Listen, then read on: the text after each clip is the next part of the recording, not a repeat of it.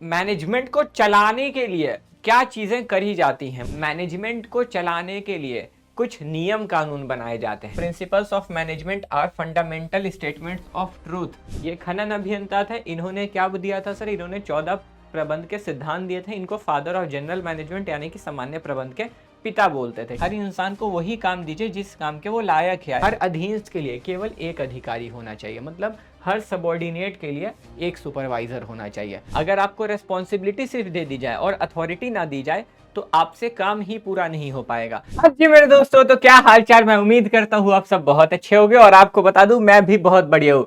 तो मिल गया आपको चैप्टर नंबर 1, कैसा लगा? बढ़िया लगा। उसी तरीके से अब हम लोग चैप्टर नंबर 2 को करने वाले हैं। ठीक है, देखो चैप्टर नंबर 2 बहुत छोटा है और बहुत सिंपल है। ठीक, यहाँ पे क्या है ना, अभी आपने मैनेजमेंट समझा, चैप्टर नंबर 1 में क्या समझा आपने? समझा है मैनेजमेंट के बारे में, राइट। आपने ये देखा कि मैनेजमेंट मतलब कि प्रबंध होता क्या है। ठीक, हाँ सर। अब यहाँ पे आप देखोगे कि मैनेजमेंट को चलाने के लिए क्या चीजें करी जाती हैं, मतलब प्रबंध करने के लिए क्या क्या आप कर सकते हो। ठीक है, आप यहाँ पे वो देखोगे तो मैंने आपको बोला था ना कि एक सिद्धांत, कुछ प्रिंसिपल्स होते हैं जिनसे मैनेजमेंट चलता है, उसी के बारे में हम लोग आज पढ़ने वाले हैं। ठीक है, तो अगेन बता दूं आपको, ये लेक्चर आपके लिए फुल पैकेज होने वाला है। इसके अलावा आपको कुछ करने की जरूरत नहीं, ये कर लिया लाइफ झिंगा लाला। ठीक है, तो मैं आयुष सिंह स्वागत करता है आपका चैप्टर नंबर 2 के वन शॉट साकार यूपी कॉमर्स में। और ध्यान रहे, अगर नोट्स चाहिए तो ऐप डाउनलोड कर लीजिए, क्योंकि ये फ्री नोट्स है, फ्री वीडियो है। ठीक है, और आपको टेस्ट भी मिल जाएंगे, याद रखो, टेस्ट पेपर भी आपको मिलेंगे। तो अगर आप ऐप डाउनलोड करते हो तो आपको लेक्चर भी मिलेगा, नोट्स भी मिलेंगे, टेस्ट पेपर भी मिलेंगे। ऐप डाउनलोड करके क्या करना होगा सर, तो जो आपको ऊपर में नाम दिख रहा है ना, साकार यूपी कॉमर्स क्लास 12, है कि नहीं, आप ये सर्च करना, आप इस नाम को सर्च करना ऐप डाउनलोड करने के बाद, वहीं पे ये बैच आ जाएगा, उसमें एनरोल कर लेना। याद रहे कि आपको एनरोल करना है, आप उसमें एनरोल कर लीजिएगा। आप जैसे ही उसमें एनरोल करिएगा, फिर आप उसके free notes, free lectures, free quiz और फ्री टेस्ट पेपर एक्सेस कर पाएंगे, मतलब आप उनका इस्तेमाल कर पाएंगे। ठीक है, तो चलिए अब हम लोग जो है शुरू करते हैं इस चैप्टर को। देखो, सबसे पहले हम लोग चैप्टर नंबर 2 जिसका नाम है प्रिंसिपल्स ऑफ मैनेजमेंट। ठीक है, अब हम लोग उसके बारे में समझते हैं कि ये है क्या आखिर में। ठीक है, अभी देखो, अभी कुछ मत देखो, अभी ये सारी चीजों को मत देखो। ठीक है, मैं तुमको बस ये बताना चाहता हूं कि प्रिंसिपल ऑफ मैनेजमेंट, जो कि प्रबंध के सिद्धांत हम लोग बोलते हैं। ठीक है, तो वो क्या है बालकों, समझ रहे हो? तो वो क्या है, ठीक है। ठीक है, तो अब देखो, ये जो है ना प्रिंसिपल्स ऑफ मैनेजमेंट जो है, मैनेजमेंट को चलाने के लिए कुछ नियम कानून बनाए जाते हैं। मतलब मैनेजमेंट करने के लिए ना कुछ ऐसे नियम कानून बनाए जाते हैं, कुछ ऐसे रूल्स रेगुलेशंस बनाए जाते हैं सर। मतलब ये ऐसी कुछ गाइडलाइन है, कुछ ऐसी दिशा निर्देश है, जो अगर कहीं पर मैनेजर फंस जाता है, मतलब कहीं पे मैनेजर को समझ नहीं आ रहा है कि यहाँ पे मुझे क्या करना चाहिए, है कि नहीं, तो वो इन सिद्धांतों का, इन प्रिंसिपल्स का यूज कर सकता है, इस्तेमाल कर सकता है। समझ रहे हो? ये क्या है? ये फंडामेंटल गाइडलाइन है, या इसको आप जनरल गाइडलाइन बोल सकते हो। क्या बोल सकते हो? सामान्य दिशा निर्देश है जो कि प्रबंधक की मदद करते हैं, ठीक है ना, कि काम को कैसे करना है और निर्णय लेने में, समझ रहे हो, मतलब यही डिसाइड करने में कि उनको कब क्या कैसे चीजें करनी है। ठीक है, अब समझो, देखो ये जो गाइडलाइंस है ना, यानी कि ये जो प्रिंसिपल है, ये जो सिद्धांत हैं, आपको इस चैप्टर में दो प्रमुख प्रबंधक के, यानी कि दो फेमस मैनेजमेंट गुरु के, ठीक है, सिद्धांत पढ़ने हैं। ओके सर, नाम क्या है उनके? एक का नाम तो टेलर है, दूसरे का नाम फ्योल है। ठीक है सर, एक का नाम FW टेलर है, दूसरे का नाम हेनरी फ्योल है। इन दोनों ने कुछ ऐसी गाइडलाइंस दिए, कुछ ऐसे दिशा निर्देश दिए जिससे काम आसानी से हो सके। अगर मैनेजर कहीं फंसता है, अगर मैनेजमेंट को कहीं पे कुछ नहीं समझ में आता है, तो वो इन रूल्स का, इन सिद्धांतों का, इन प्रिंसिपल्स का इस्तेमाल करके, ठीक है, वो मैनेजमेंट को ढंग से कर पाए। समझ रहे हो? तो यहाँ पे आपको किसके बारे में पढ़ना है? फ्योल और टेलर के प्रिंसिपल्स के बारे में पढ़ने हैं।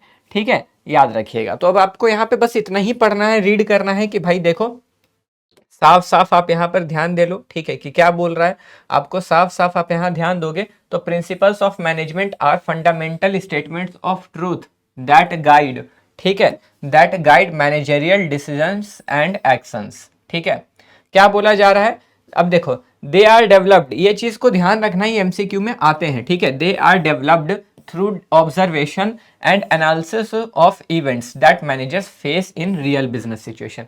यानी कि इनको यही ध्यान में रख के बनाया गया है कि एक मैनेजर, अभी मैंने बोला ना कि जब भी मैनेजर किसी स्थिति में कहीं पर फंसते हैं तो वो क्या करते हैं, इन चीज़ों का इस्तेमाल करते हैं। समझ रहे हो ना, वो क्या करते हैं, वो इन चीज़ों का इस्तेमाल करते हैं। ठीक है, हाँ सर, चलो, तो यहाँ पे इनको इन्हीं को ध्यान में रख के बनाया है कि अगर मैनेजर, अगर प्रबंधक किसी स्थिति में फंसता है तो उसको क्या करना है। ठीक है, अभी बाकी नीचे क्या है सर, इसको छोड़ दीजिए, जाने दीजिए, आगे पढ़ते हैं। ठीक है ना, अब हम लोग डायरेक्ट उन प्रिंसिपल्स पे चलते हैं, बाकी आगे पढ़ेंगे। ठीक है, उसके बाद अब देखो क्या लिख रहा, प्रबंध के सिद्धांत आधारभूत सत्य के कथन होते हैं जो प्रबंधक के निर्णयों एवं कार्यों का मार्गदर्शन करते हैं। ठीक है, साफ साफ यहाँ पे यही लिखा है, ये उन घटनाओं के अवलोकन एवं विश्लेषण के आधार पर बनाए जाते हैं जिनका सामना प्रबंधक वास्तविक कार्य व्यवहार में करते हैं। ठीक है, अब इसकी खासियत यानी कि इसकी प्रकृति बाद में देखेंगे, पहले हम प्रिंसिपल्स ऑफ मैनेजमेंट को देखते हैं,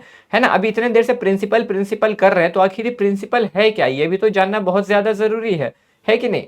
तो देखो, सबसे पहले हम लोग पढ़ने वाले हैं किसका सर, हम लोग सबसे पहले फ्यूल के बारे में पढ़ने वाले हैं। आपको चीजें ध्यान रखनी है। ठीक है, हम लोग सबसे पहले हेनरी फ्यूल के बारे में पढ़ने वाले हैं।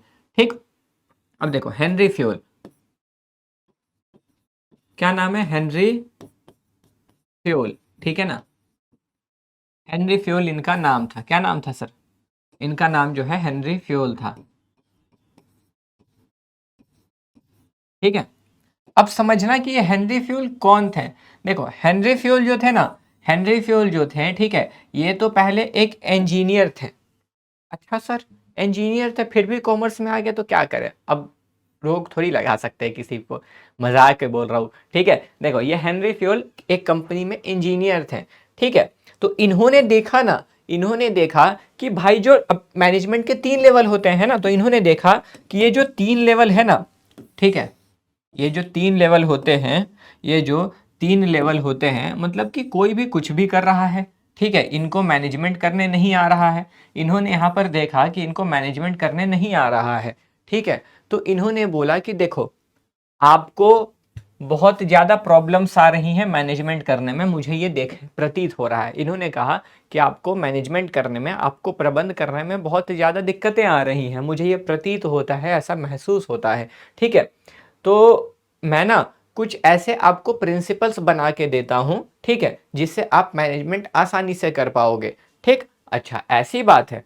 हाँ, तो इसीलिए इनको पता है क्या बोला जाता था, इनको बोला जाता था फादर ऑफ जनरल मैनेजमेंट। इनको क्या कहते थे सर, इसीलिए इनको जो है ना फादर ऑफ जनरल मैनेजमेंट कहते थे। सर क्या कहते थे, father of general management, right, father of general management, यानी कि सामान्य प्रबंध के पिता। क्या बोलते थे इनको, सामान्य प्रबंध के पिता। ठीक है, ध्यान रखिएगा इस चीज को, क्या कहते थे, सामान्य प्रबंध के पिता कहते थे। अब इनको पिता तो कहते थे, लेकिन क्यों कहते थे, है ना। तो इन्होंने कुल क्या करे थे सर, इन्होंने कुल 14 सिद्धांत दिए थे। इन्होंने कितने सिद्धांत दिए थे, इन्होंने 14 प्रिंसिपल्स ऑफ मैनेजमेंट बताए थे, मतलब इन्होंने कुल 14 ऐसे तरीके बताए थे। ठीक है ना, 14 प्रिंसिपल्स ऑफ मैनेजमेंट, यानी कि इन्होंने बताया था 14 प्रिंसिपल्स। ठीक है, यानी कि इन्होंने 14 सिद्धांत दिए थे। ठीक है, कितने सिद्धांत दिए थे, 14 सिद्धांत दिए थे। 14 ऐसी चीजें बताई थी कि जिससे आप मैनेजमेंट आसानी से कर पाओ। किनको बताया था, मैनेजर्स को बताया था। ठीक है, ये पता है पहले क्या थे, ये खनन अभियंता थे, मतलब ये जो है ये क्या थे, ये खनन अभियंता थे। इनको ना खनन अभियंता यानी कि माइनिंग इंजीनियर थे, ये कोल माइन में काम करते थे। ठीक है, कोयला का खदान सुना है ना, वहां पर वो इंजीनियर थे। ठीक है, ये माइनिंग इंजीनियर थे, जिनको हम लोग क्या बोलते हैं, खनन अभियंता बोलते हैं। ठीक है, इनको माइनिंग इंजीनियर थे ये, कोल माइन में, कहाँ पे, कोल माइन में। ठीक है, इनको हम हिंदी में क्या बोलेंगे, खनन अभियंता। तो ये खनन अभियंता थे। ठीक, आपको ये चीजें ध्यान रखनी है बिल्कुल अच्छे तरीके से। इनका जन्म कब हुआ था, जन्म कब हुआ था? ठीक, ये खनन अभियंता थे। इन्होंने क्या दिया था सर, इन्होंने 14 प्रबंध के सिद्धांत दिए थे। इनको फादर ऑफ जनरल मैनेजमेंट यानी कि सामान्य प्रबंध के पिता बोलते थे। ठीक है, इन्होंने क्या सोच समझ करके ये दिया, इन्होंने देखा कि भाई हम मैनेजर्स को मैनेजमेंट करने में बहुत ज़्यादा दिक्कतें आ रही हैं। ठीक है, तो इन्होंने ये चीज़ों को सोच समझ के इन्होंने ये निकाला। ठीक, अब देखो वही बातें यहाँ पर घुमा फिरा मतलब पैराग्राफ में लिखा है, आप देखोगे तो वही चीज़ है। ठीक है, अब इनका जो जन्म से मृत्यु का समय था, मतलब इस टाइम से इस टाइम तक में, इस टाइम पे जन्म हुआ था, इस टाइम पे मृत्यु हो गई थी। ठीक है, ये बहुत जनरल क्वेश्चन है, नहीं पूछता है ज़्यादा।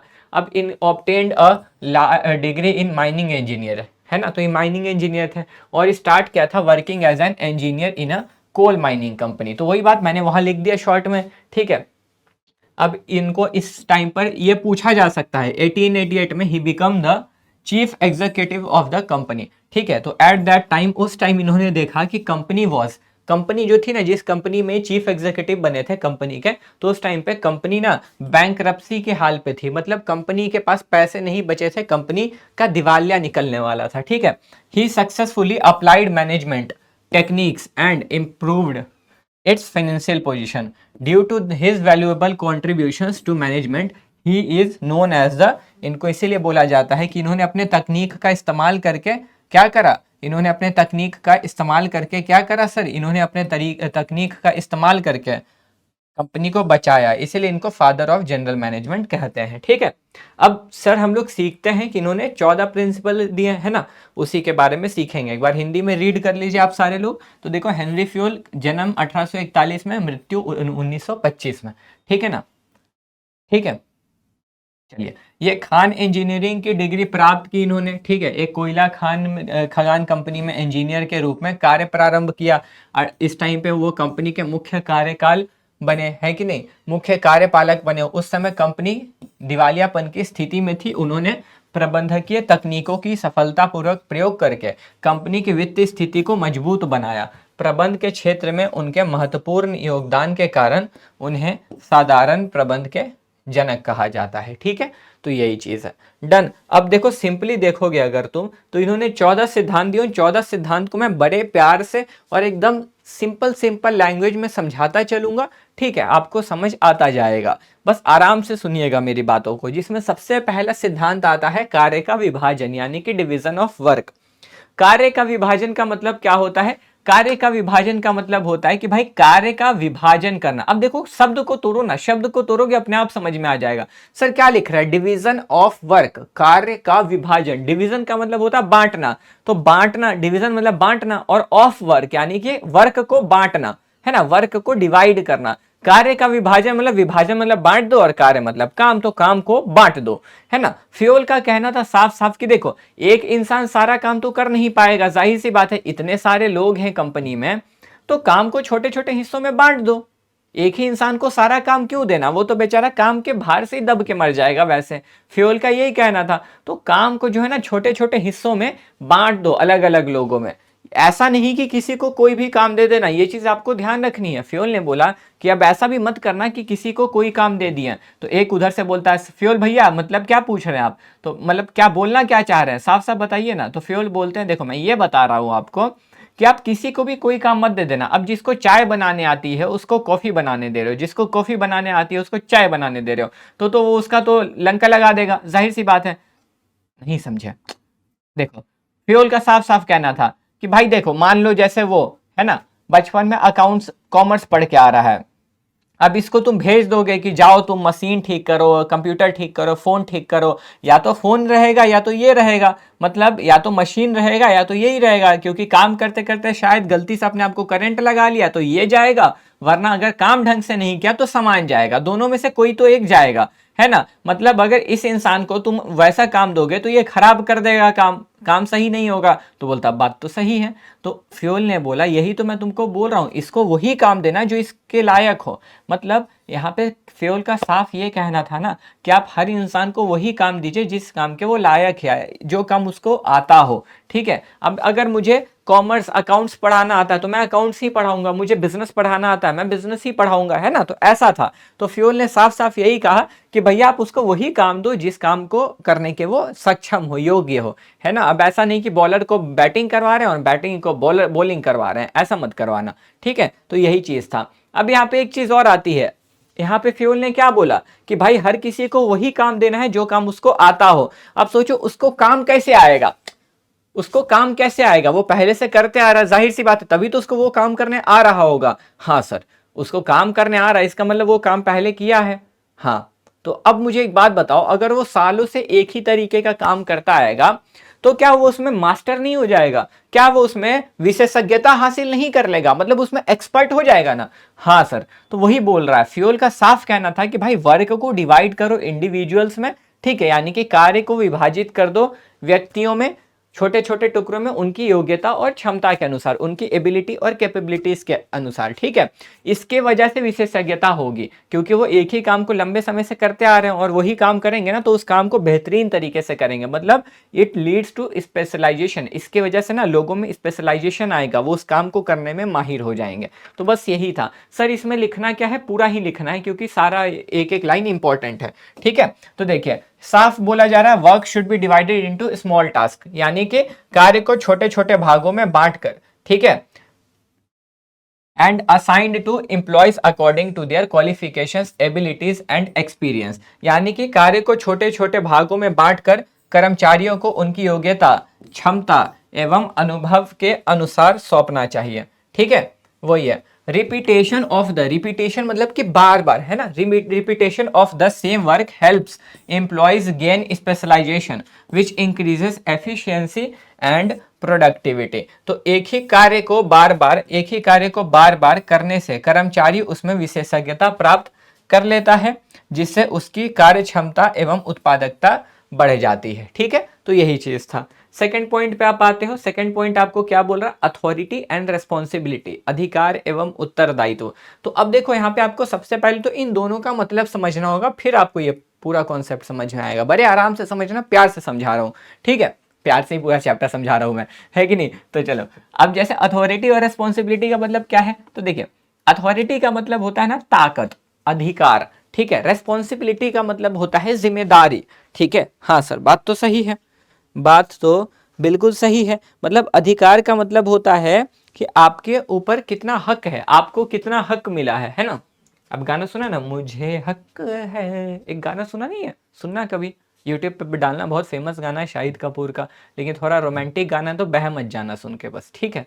चलो, तो क्या है अधिकार, अधिकार मतलब होता है कि भाई जैसे तुम किसी कंपनी में काम कर रहे हो, है ना, तो तुम्हारे पास कितना अधिकार है, तुम्हारे पास कितना पावर है ये। अब जैसे एग्जाम्पल मान लो, ठीक है, जैसे एग्जाम्पल मान लो कि तुम कंपनी में 4 साल से काम कर रहे हो, अब कोई नया बंदा आया है कंपनी में, वो आके आपसे पूछ रहा है कि सर हम छुट्टी ले सकते हैं, ऐसे करके। तो तुम बोलते हो भैया ये चीज तो हम नहीं बता सकते तुमको, आपको कौन बताएंगे, मैनेजर बताएंगे। मतलब तुम उसको साफ कह रहे हो कि मेरे हाथ में नहीं है, ये पावर मेरा नहीं है कि मैं तुमको छुट्टी दे दूं, ये मेरे हाथ में नहीं, वो आपको मैनेजर ही दे सकते हैं। तुमने साफ साफ कह दिया, मतलब आपके पास ये अधिकार नहीं है कि आप उसको छुट्टी दे दो, है कि नहीं। अब मान के चलो मैनेजर के पास बहुत बहुत बहुत सारा काम आ गया, बहुत सारा, है ना। अब तुम बहुत पुराने इंप्लॉय हो, तुम बहुत पहले से काम कर रहे हो, सबसे सीनियर हो, तो तुम्हें सब चीज आता है। तो मैनेजर ने तुम्हें बोल दिया कि चिंटू, तुम बोलते हो हाँ सर, तो चिंटू सुनो, तो तुमने बोला हाँ सर बोलिए। तो अब तुम एक काम करना, ठीक है, मैं ना अपना कुछ पावर अब तुम्हें देना चाहता हूँ, क्योंकि मेरे ऊपर बहुत काम आ चुका है, कंपनी बड़ी हो रही है, कंपनी बढ़ रही है, तो अब मैं इतने सारे काम अकेले नहीं कर पाऊंगा, तुम्हें भी मेरा हाथ बटाना होगा। तो एक काम करना, अब से कोई भी एम्प्लॉय, कोई भी कर्मचारी अगर तुम्हारे पास आता है छुट्टी मांगने के लिए, उनको छुट्टी दे देना, ठीक है।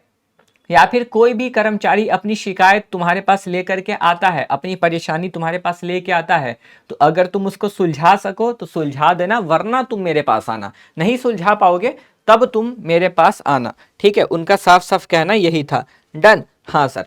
तो अब वही चीज है, अब अथॉरिटी का मतलब होता है कि राइट्स, ठीक है, राइट्स टू टेक डिसीजन, कि आपके पास कितना अधिकार है निर्णय लेने का, ठीक है। अब रिस्पॉन्सिबिलिटी यानी कि उत्तरदायित्व, जिम्मेदारियां। अब देखो जाहिर सी बात है, अब तुम कंपनी में काम करोगे तो जो भी काम तुम कर रहे हो तो ये तो तुम्हारी जिम्मेदारी बनती है ना कि जो काम तुम्हें मिला तुम उस काम को पूरा करो और अच्छे से करो, आधा नहीं, है ना। तो वही ये बोल रहा है, यानी कि रिस्पॉन्सिबिलिटी का मतलब obligation to do the task in best possible manner, यानी कि उत्तरदायित्व का मतलब होता है कि ये आपकी जिम्मेदारी है कि जो कार्य आपको मिला है आप उसको बेहतरीन ढंग से सर्वश्रेष्ठ तरीके से करके दें, ठीक है। तो ये होता है। अब यहाँ पे देख लो वही चीज आपको लिख के दिया है, ठीक है। क्या लिख के दिया है, तो authority and responsibility are closely related, यानी कि दोनों आपस में जुड़े हुए हैं, ठीक है। तो अधिकार एवं उत्तरदायित्व एक दूसरे से संबंधित हैं, ठीक है। देखिए अथॉरिटी का मतलब क्या होता है, authority means the right to take decision, यानी कि अथॉरिटी का मतलब होता है, अधिकार का मतलब होता है निर्णय लेने की शक्ति। Voile responsibility means accountability for performing the assigned work, यानी कि रेस्पॉन्सिबिलिटी का मतलब कि मेरी ड्यूटी है, यहाँ अकाउंटेबिलिटी नहीं होना चाहिए, ठीक है। यहाँ ऑब्लिगेशन होना चाहिए, ठीक है, कि obligation to do the task in best possible manner, ठीक है। ये चीज यानी कि देखो क्या बोला जा रहा है, अधिकार का अर्थ निर्णय लेने की शक्ति है, जबकि उत्तरदायित्व का अर्थ सौंपे गए कार्य के लिए जवाबदेही है, ठीक है।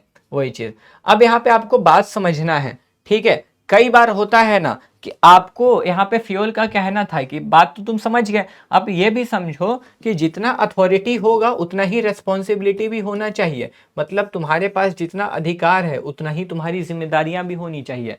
जैसे अब मान के चलो मम्मी ने तुमको दे दिया, ठीक है, मम्मी ने तुम्हें दे दिया लॉक अलमारी की चाबी दे दी जिसमें बहुत सारे क्या बिस्किट्स पड़े हैं, ठीक है।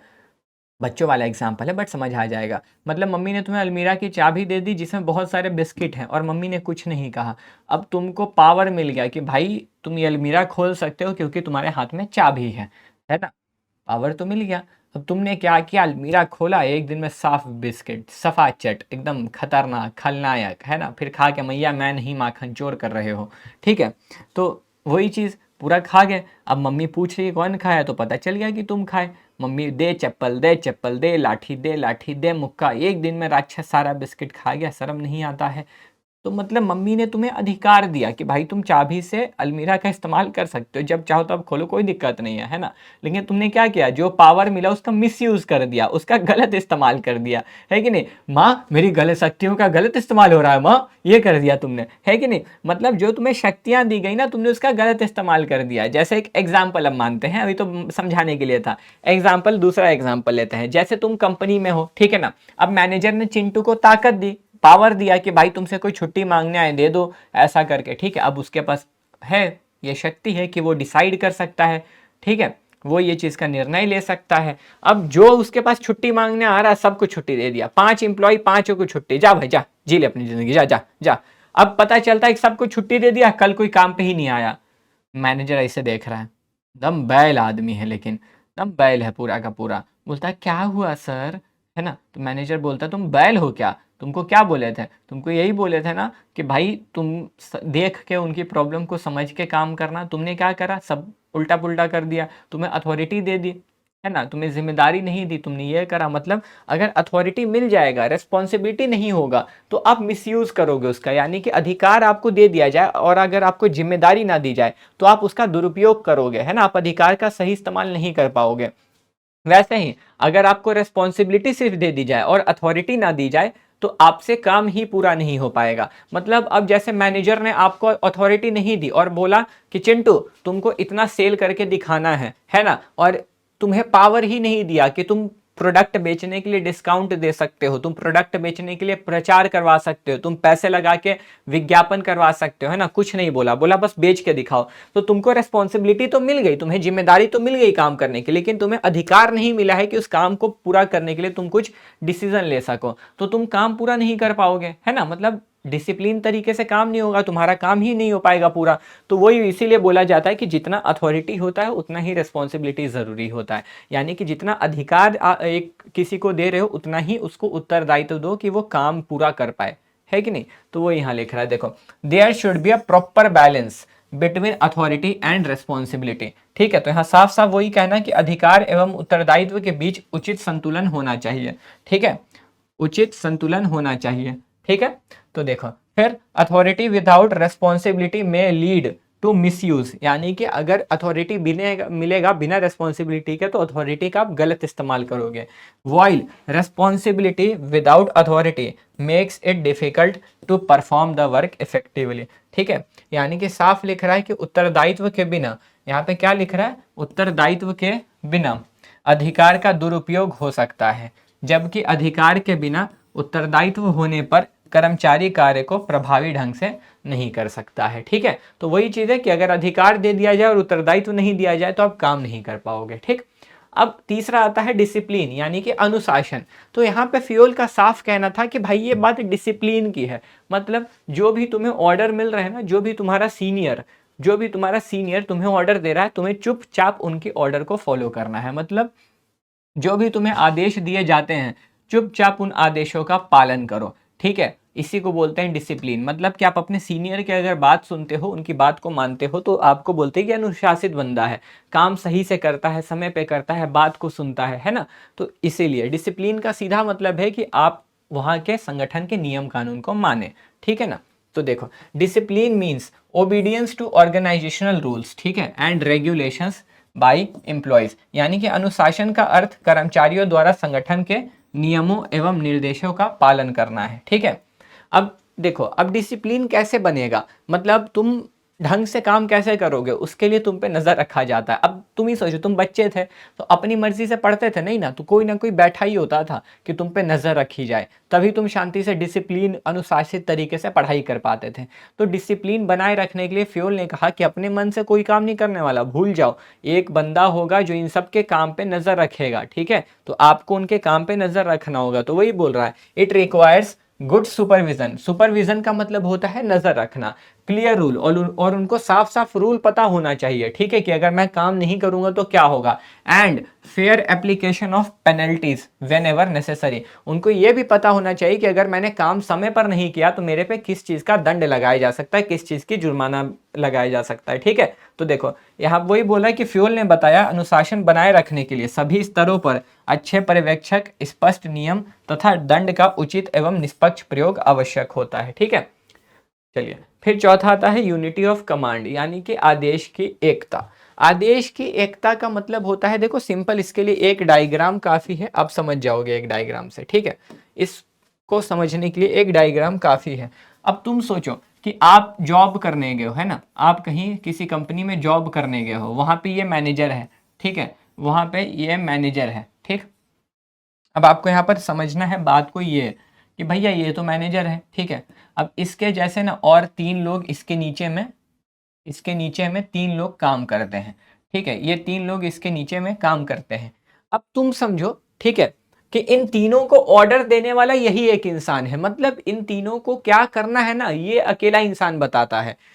ठीक है, मतलब इसको क्या काम करना है, इसको क्या काम करना है, इसको क्या काम करना है, ये डिसाइड करेगा कि इन लोगों का क्या क्या काम है। ठीक है, हाँ सर, तो अच्छा ऐसा होगा तो इनको कंफ्यूजन होगा क्या, कभी कभी ये भ्रम में रहेंगे कि मेरा क्या काम है, इनको पता नहीं है। इनको सब पता होगा, इनको पता है कि भाई अगर मुझे पता करना है कि मेरा आज का काम क्या है तो मैं इसके पास जाऊंगा, ये मुझे खुद मेरा काम बता देगा, है ना। तो इन सब को पता है कि मुझे आदेश देने वाला, मुझे ऑर्डर देने वाला यही एक इंसान है जो मुझे ऑर्डर दे सकता है। ठीक है, यही एक ऐसा इंसान है जो मेरे को ऑर्डर दे सकता है, समझ रहे हो। तो बोलता है हाँ ठीक है, समझ रहे हैं, आगे आगे तो ओके। अब समझो, ठीक है, अब समझो, मान के चलो, ठीक है, मान के चलो तुम्हारी कंपनी में ऐसा हो गया, मान के चलो तुम्हारी कंपनी में ऐसा हो गया, ठीक है, कि एक और इंसान आ गया, एक बंदा और आ गया, और एक बंदा आकर के बोलता है कि भाई देखो अब से, ठीक है, जो मैं बोलूंगा तुमको वो भी मानना है। मतलब इसने इन तीनों को बोला कि मेरी बात को भी तुम लोग मानोगे। ठीक है, तो ये बोलते हैं मान लेंगे, क्या दिक्कत है, इन्होंने बोला मान लेंगे, क्या दिक्कत है। ठीक है, अब ये बोलता है, ठीक है, इसका आदेश था, इसने इन लोगों को ऑर्डर दिया, इसने ऑर्डर दिया कि भाई तुम लोग दाईं ओर जाओ, ये बोलता नहीं तुम लोग बाईं ओर जाओ, ये बोल रहा दाईं ओर जाओ, ये बोल रहा बाईं ओर जाओ। अब ये तीनों सबका एक दूसरे का शक्ल देख रहे हैं, करना क्या है, टोई टोई, है ना। तो तीनों शक्ल देख रहे हैं, मतलब क्या हो गया, तीनों कंफ्यूज हो गए, तीनों को पता ही नहीं चला कि करना क्या है, तीनों को समझ ही नहीं आया कि भाई क्या करना है। इससे क्या हो गया, मतलब सर भ्रम पैदा हो गया, कंफ्यूजन पैदा हो गया, सबके सब भक में चल गए, करें क्या। लेकिन यहाँ पे तो नहीं जा रहे थे ना। तो यहाँ पर मैं यही समझाने का प्रयास कर रहा हूँ कि अगर हर एक अधीनस्थ को, ठीक है, एक अधिकारी से आदेश मिलते हैं ना, तो कोई भी कंफ्यूजन नहीं होता। मतलब फ्योल का साफ साफ कहना था कि हर अधीनस्थ को हर अधीनस्थ के लिए केवल एक अधिकारी होना चाहिए। मतलब हर सबॉर्डिनेट के लिए एक सुपरवाइजर होना चाहिए। सर सबॉर्डिनेट का मतलब जूनियर, सबॉर्डिनेट का मतलब जूनियर, सुपरवाइजर का मतलब सीनियर। सबॉर्डिनेट के लिए सीनियर बड़ा है, सुपरवाइजर, ठीक है, ऐसा। यानी कि अधीनस्थ का मतलब जो उसका जूनियर है, अधिकारी जो उससे जूनियर से बड़ा है, ठीक है। तो ये अधीनस्थ हो गया, इसका अधिकारी हो गया। अच्छा सर मान के चलो इसके ऊपर भी कोई एक बंदा हुआ तो ये जो है ना, ये इसका अधिकारी है, ठीक है, और ये इसका अधीनस्थ है, ठीक है, ऐसा समझे। तो यहाँ पे फ्योल का कहना साफ बस इतना ही था कि भाई देखो हर एक अधिकारी को केवल एक ही हर एक अधीनस्थ को केवल एक ही अधिकारी से आदेश मिलने चाहिए। क्योंकि अगर एक अधिकारी से ज्यादा होंगे ना तो कंफ्यूजन, भ्रम पैदा होगा और इनको पता नहीं चलेगा काम क्या करना है और ये काम पूरा नहीं कर पाएंगे, ठीक है। तो यहाँ पे साफ साफ फ्योल का कहना यही था। तो आप यहाँ पर ये याद रख सकते हो, फ्योल ने साफ साफ बोला था कि भाई वन हेड, ठीक है, क्या होना चाहिए, ठीक है, वन हेड।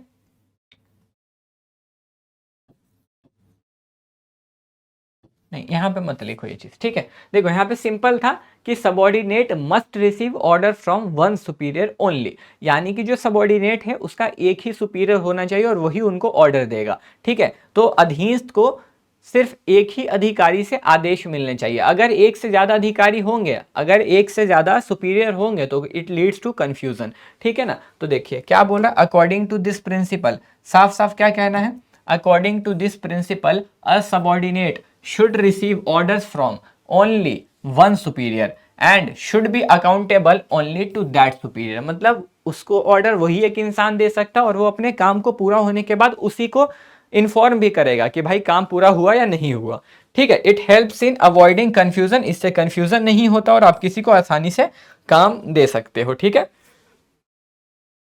तो क्या कह रहा है, इस सिद्धांत के अनुसार एक अधीनस्थ को आदेश केवल एक ही अधिकारी से मिलने चाहिए, ठीक है, तथा वह उसी के प्रति उत्तरदायी होना चाहिए। इससे भ्रम की स्थिति नहीं बनती तथा उत्तरदायित्व निर्धारित करना आसान हो जाता है, ठीक। आगे बढ़ते हैं। अब देखो आता है 5वां नंबर, निर्देश की एकता, यूनिटी ऑफ डायरेक्शन। अभी जो आपने पढ़ा ना, आदेश की एकता जो पढ़ा ना, उसका अपडेटेड वर्जन है। अपडेटेड मतलब उससे एक ऊपर ज्यादा है, एक लेवल ऊपर ही है। सर जैसे उसमें क्या बोल रहा था कि हर एक अधीनस्थ का एक ही अधिकारी होना चाहिए जो उसको आदेश देगा। हाँ मतलब हर एक सुपीरियर का एक ही हर एक सबॉर्डिनेट का, ठीक है, हर सबॉर्डिनेट का एक ही सुपीरियर होना चाहिए। तो हाँ सर यही था, यूनिटी ऑफ डायरेक्शन आपको यही बोलता है ना कि भाई समझो आप, ठीक है, वो तो होगा ही, मतलब हर अधीनस्थ पे एक अधिकारी होगा, ठीक है, एक ही अधिकारी से उनको आदेश मिलेंगे, लेकिन ये लोग एक ही प्लान पे काम करेंगे। मतलब ये देखो यहाँ पे जो अधिकारी हैं और जो उनकी टीम है वो लोग किसी एक ही प्लान पे काम करेंगे। सर मतलब जैसे कि अगर वो एक ही चीज पे काम करेंगे, वो 4 चीजों पे काम करेंगे तो उनका ध्यान भटक जाएगा और वो कोई भी काम पूरा नहीं कर पाएंगे, ठीक है। तो उनका एक योजना होगा और एक अधिकारी होगा और एक समूह होगा जो मिलके उस प्लान को पूर्ति करेगा, ठीक है। तो यहाँ पे साफ फ्योल का कहना था कि भाई वन हेड होने चाहिए, मतलब एक मुखिया होना चाहिए, ठीक है। फ्योल का साफ क्या कहना था कि वन हेड, ठीक है, या वन बॉस। वन हेड के जगह कई लोग बॉस भी लिखते हैं, ठीक है। तो वन हेड यानी कि वन बॉस,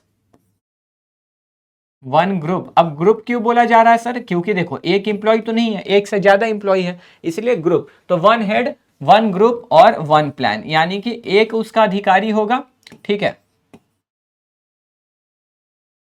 हिंदी में लिखूं तो एक मुखिया होगा उसका, ठीक है, एक मुखिया होगा उसका, ठीक। फिर उस एक समूह होगा, मतलब एक टीम होगा उसका, और ये लोग मिलके एक ही योजना पे काम कार्य करेंगे, ठीक है। ये लोग मिलके एक ही योजना पर कार्य करेंगे, ठीक है, एक योजना पर कार्य करेंगे, ठीक है। तो one head, one group, one plan, ठीक है। यानी कि एक हेड होगा, उनको चलाने वाला एक बंदा होगा, उसका पूरा एक टीम होगा जो मिलके एक योजना पे, एक प्लान पे ही काम करेगा। और ये एग्जैक्ट लाइन आपसे एमसीक्यू में पूछेगा। पता है क्या बोलता है? ये दोनों दे देगा, ठीक है, ये दोनों लिख के दे देगा और इस पर डैश बना देगा, अब पूरा करो, है ना। और एमसीक्यू में ऑप्शन दे देगा कि क्या है। तो अगर ऐसा है तो ध्यान रखना, इसको यूनिटी ऑफ डायरेक्शन यानी कि निर्देश की एकता बोलते हैं। ठीक है, समझ गए? तो देखिए आप यहाँ पे देखिए कि क्या लिख रहा है। यहाँ पे देखिए, one plan and one head. ठीक है, कि एक प्लान होगा और एक हेड होगा। ठीक है, एक प्लान होगा और एक हेड होगा, तो वही वहां भी लिखा है। तो यहाँ पे साफ बोला जा रहा है, देखो, एक ही योजना और एक ही प्रमुख होना चाहिए। ठीक, चलिए अब छठा आता है subordination of individual interest to general interest, यानी कि व्यक्तिगत हित का सामान्य हित के अधीन होना। अब फ्योल ने बोला कि देखो, जब भी तुम कंपनी में रहोगे ना, तुम कंपनी चलाओगे, तो तुम्हें एक समस्या अधिकतर देखने को मिलेगी कि कुछ ऐसे असामाजिक तत्व होते हैं, मतलब कुछ ऐसे उद्दंड व्यक्ति होते हैं ना, जिनको कंपनी से कोई मतलब नहीं होता है, जिनको मतलब होता है बस अपने आप से। सर कंपनी से मतलब नहीं, मतलब उनको फर्क नहीं पड़ता है कंपनी की क्या स्थिति है, वो सिर्फ अपनी जरूरत को, अपनी बात को मनवाना चाहते हैं। सर एग्जाम्पल दोगे? बिल्कुल देंगे। जैसे मान के चलो कोई कंपनी ने, ठीक है, अभी तक पिछले 5 साल से लॉस, प्रॉफिट का चेहरा ही नहीं देखा, उसने लाभ का चेहरा ही नहीं देखा, उसको प्रॉफिट ही नहीं हुआ पिछले 5 साल से। ठीक है, और भर भर के काम करा जा रहा है वो कंपनी। अब उसमें से कुछ एम्प्लॉय निकल के आते हैं वो और बोलते हैं मेरी सैलरी बढ़ाओ। अब भाई जिस कंपनी को 5 साल से प्रॉफिट नहीं हुआ, वो अपनी एम्प्लॉय को सैलरी कैसे बढ़ा के दे सकती है? क्योंकि अकाउंट्स के हिसाब से तो सैलरी खर्चा है, वेतन खर्चा है ना भाई, एक्सपेंस में चला जाता है ना, तो वो खर्चा कैसे बढ़ा देगी? एक तो कमा नहीं रही, खर्चा कैसे बढ़ा लेगी, है कि नहीं? तो मैनेजमेंट ने बोला कि भाई देखो हमारी स्थिति ऐसी है, समझो, अगर हम तुम्हारी सैलरी बढ़ाएंगे, तुम 5 लोगों की बढ़ाएंगे, तो पूरी कंपनी डिमांड करेगी और अभी वो नहीं हो सकता है। ठीक है, तो समझो कंपनी के लिए, सभी के लिए ये चीज़ अच्छी नहीं है, अभी समझ जाओ, बाद में तुम्हारी सैलरी बढ़ा देंगे। वो 5 ने बोला नहीं बढ़ाओगे हम धरना कर देंगे, मतलब हम भूख हड़ताल कर देंगे, हमारी मांगे पूरी करो, पूरी करो, मतलब पूरी करो, ये करेंगे। तो मैनेजमेंट सोच में पड़ गया, है ना। फिर एक को ध्यान आया, अरे फ्योल भैया ने कहा था कि कभी भी ऐसा हो, कभी भी ऐसा हो, ठीक है, कि कुछ व्यक्ति अपने लिए लड़े और वो संगठन के विरुद्ध में हो, तो आपको हमेशा संगठन को चुनना है। समझ रहे हो? मतलब अगर कुछ कंपनी अपने, कुछ लोग अपने लिए लड़ रहे हो और वो कंपनी के लिए सही नहीं हो, तो हमेशा आपको वही चुनना है जो कंपनी के लिए सही हो।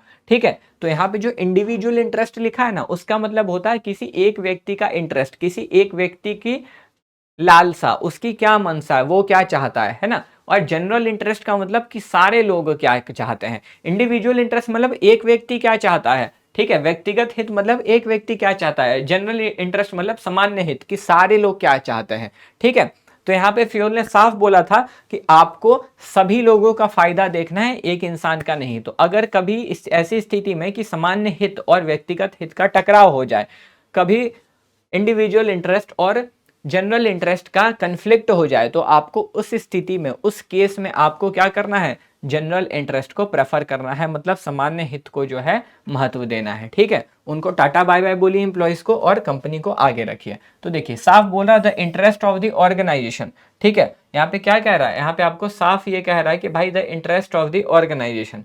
ठीक है, क्लियर क्लियर लिख दिया है कि भाई the interest of the organisation. ठीक है,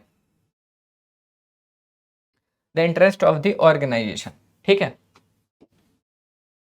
the interest of the organization should be given priority over the personal interest of individual employees because organizational goals are more important।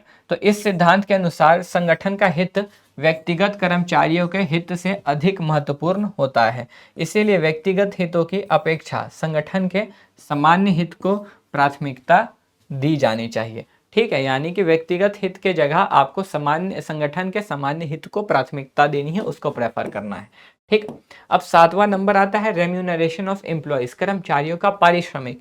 ये बहुत सिंपल था। यहाँ पे फ्योल ने बोला ना कि देखो आपके यहाँ जितने भी एम्प्लॉइज काम कर रहे हैं, ठीक है, उनको कभी ऐसा एहसास मत होने देना कि वो मेहनत तो बहुत कर रहे हैं लेकिन उनको सैलरी कम मिल रही। ठीक है, मतलब उनको ऐसा नहीं एहसास होना चाहिए कि भाई मैं तो काम तो बहुत कर रहा लेकिन ना मुझे कंपनी पैसा नहीं दे रही है, अच्छा सैलरी नहीं दे रही है। ठीक है, तो अगर वो जिस दिन ऐसा सोच लेगा, उसको किसी भी कंपनी से ज़्यादा सैलरी मिलेगा, वहाँ तुम्हारी कंपनी को छोड़ के वहाँ चला जाएगा वो। ठीक है, तो मैनेजर्स ने पूछा तो फ्यूल भैया हम क्या कर सकते हैं? तो फ्यूल ने साफ बोला कि देखो, उसकी जितनी ज़रूरत है उतना दो, या फिर उसको जितना तुम मुझसे काम निकलवा रहे हो, तुम मुझसे जितना काम करवा रहे हो एटलीस्ट उतना दो। मतलब उसको ये नहीं लगना चाहिए कि भाई मेरा मेहनत तो ज़्यादा है और मेरा पैसा कम है। ठीक है, कम से कम इतना पैसा दो जिससे उसको अपने किए गए मेहनत का जो है अफसोस ना हो, उसको ये लगे कि भाई चलो इतना काम कर रहा है ना, इतना पैसा तो ठीक है, इस काम के हिसाब से इतना पैसा ठीक दे रहा है, खराब नहीं दे रहा है ना। तो ये चीज़ उसको होना चाहिए, मतलब एटलीस्ट उसको इतना पैसा तो दो जिससे उसको अपना एफर्ट्स थोड़ा रिकवर हो पाए, उसको अपनी मेहनत पे थोड़ा सा सही लगे कि भाई चलो मेरी मेहनत जितनी है उस हिसाब से तो मेरे से पैसा बहुत ज़्यादा, मतलब बहुत कम तो नहीं ही लिया जा रहा है। ठीक है, ये चीज़ तो देखिए क्या लिख रहा है, employees should receive fair and reasonable wages for their services. ठीक है, proper remuneration, improve motivation and efficiency. तो इस सिद्धांत के अनुसार कर्मचारियों को उनकी सेवाओं के बदले उचित एवं न्याय संगत वेतन दिया जाना चाहिए, जिससे उन्हें कम से कम एक उचित जीवन स्तर प्राप्त हो सके। ठीक है, तथा उनकी कार्य प्रेरणा बढ़े। ठीक है, ये चीज़। अब छठा आता है सेंट्रलाइजेशन एंड डिसेंट्रलाइजेशन, यानी कि केंद्रीकरण और विकेंद्रीकरण। देखो, केंद्रीकरण क्या होता है और विकेंद्रीकरण क्या होता है। केंद्रीकरण देखो क्या लिख रहा है, केंद्र जोड़ ईकरण, यानी कि सेंट्रलाइजेशन, है ना। तो अब देखो क्या होता है, जब भी तुम नया, अब देखो तुम ही सोचो, मान लो तुमने किराना स्टोर खोला, ठीक है, तो छोटा सा दुकान होता है किराना स्टोर, उसमें क्या ज्यादा से ज्यादा 1 2 3 लोग होते हैं, है ना, ज्यादा से ज्यादा तुम 2 लोग रख लेते हो, उससे ज्यादा नहीं होता है। ठीक है, अब उसमें तुमने कभी ध्यान दिया होगा तो वहां पे जितने लोग काम कर रहे होते हैं ना, वो हर चीज मालिक से पूछ के ही करते हैं, बिना मालिक से पूछे कुछ नहीं करते हैं। अच्छा छोड़ दो, जेठालाल का दुकान देखा है, चंपकलाल गड़ा, क्या नाम था, गड़ा इलेक्ट्रॉनिक्स, देखा है ना, तारक मेहता तो सबने देखा होगा। जेठालाल का जो दुकान था, जेठालाल के दुकान में क्या होता था, नट्टू काका जो है, बाघा जो है, बिना जेठालाल से पूछे कुछ नहीं करता था। हाँ, तो सर मतलब आप क्या बताना चाह रहे हो कि केंद्रीयकरण में सब कुछ मालिक से पूछ ही करना पड़ता है? बिल्कुल। सेंट्रलाइजेशन में ना, सेंटर में मालिक होता है और आप सारा कुछ बिना उससे पूछे नहीं कर सकते हो, आपको उससे पूछना ही पड़ेगा। हर काम के लिए आपको उससे आज्ञा लेनी पड़ेगी, आपको उससे अप्रूवल लेना पड़ेगा कि क्या सर हम ये कर सकते हैं, वो बोलेगा तभी तुम करोगे। मतलब कि उसने आपको इतना अधिकार नहीं दिया है कि आप खुद की मर्जी से कुछ कर सको। मतलब अधिकार लेने की शक्ति, साफ भाषा में बोलूं ना, तो निर्णय लेने की शक्ति उसने अपने पास रखी है, मालिक ने अपने पास रखी है। तो केंद्रीकरण में क्या होता है कि मालिक निर्णय लेने की शक्ति को, ठीक है, अपने पास रखता है, कर्मचारियों में नहीं बांटता है। ठीक, ओके सर। अब मान के चलो, ठीक है, अब जैसे तुम देखते हो टाटा या जियो, अब इतनी बड़ी कंपनी है जियो, अगर मुकेश अंबानी जी बोल देंगे कि नहीं नहीं कोई भी मेरे से बिना पूछे कुछ नहीं करेगा, मेरे से बिना पूछे कुछ नहीं होगा, तो नहीं चलेगा, ऐसे कंपनी नहीं चलेगा। क्यों? क्योंकि इतनी बड़ी कंपनी है, मुकेश अंबानी जी क्या क्या देखेंगे, सारा कुछ तो नहीं देख सकते ना। तो इसीलिए उन्होंने क्या किया, उन्होंने हर जगह पर कुछ लोगों को रख दिया और बोला कि भाई तुम्हारा तुम्हारा ये काम है, मतलब मैं अपनी ताकत तुम्हें देता हूं, तुम उस चीज को चलाओगे, क्योंकि मैं तो, मेरे पास उतना समय नहीं है देखने का। तो सर मतलब केंद्रीकरण में निर्णय लेने की शक्ति मालिक अपने पास रखता है ना। सेंट्रलाइजेशन में डिसीजन मेकिंग पावर क्या कॉन्सेंट्रेटेड होता है, एक जगह पे रिटेन करके रखा जाता है, लेकिन डिसेंट्रलाइजेशन में उसको बांट दिया जाता है। हाँ, यानी कि विकेंद्रीकरण में निर्णय लेने की शक्ति को विभिन्न स्तर पे बांट दिया जाता है। डिसेंट्रलाइजेशन में जो है डिसीजन मेकिंग पावर को वेरियस लेवल्स पे डिस्ट्रीब्यूट कर दिया जाता है। ठीक है, यानी कि आप यहाँ पे क्या करते हो, निर्णय लेने की शक्ति अपने पास रखते हो, है ना, डिसीजन मेकिंग पावर रिटेन करके रखते हो, आप यहाँ पे डिसीजन मेकिंग पावर बांट देते हो। ठीक है, मतलब आप निर्णय लेने की शक्ति क्या करते हो, लोगों में विस्तृत कर देते हो। ठीक है, तो देखिए क्या है, in centralisation decision making authority remains with top management. ठीक है, तो in decentralisation authority is distributed to lower levels, a proper balance between the two is necessary. तो केंद्रीकरण के अंतर्गत सभी महत्वपूर्ण निर्णय उच्च प्रबंधक द्वारा लिए जाते हैं, जबकि विकेंद्रीकरण के अंतर्गत निर्णय लेने का अधिकार निम्न स्तरों तक वितरित किया जाता है। ठीक है, समझ रहे हो? चलिए आगे। अब आता है स्केलर चेन, यानी कि सोपान श्रृंखला।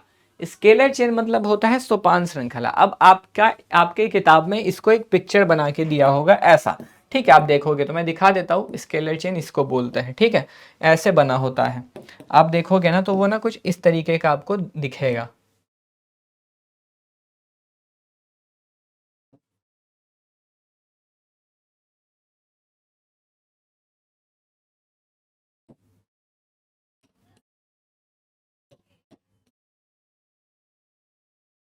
ये रहा।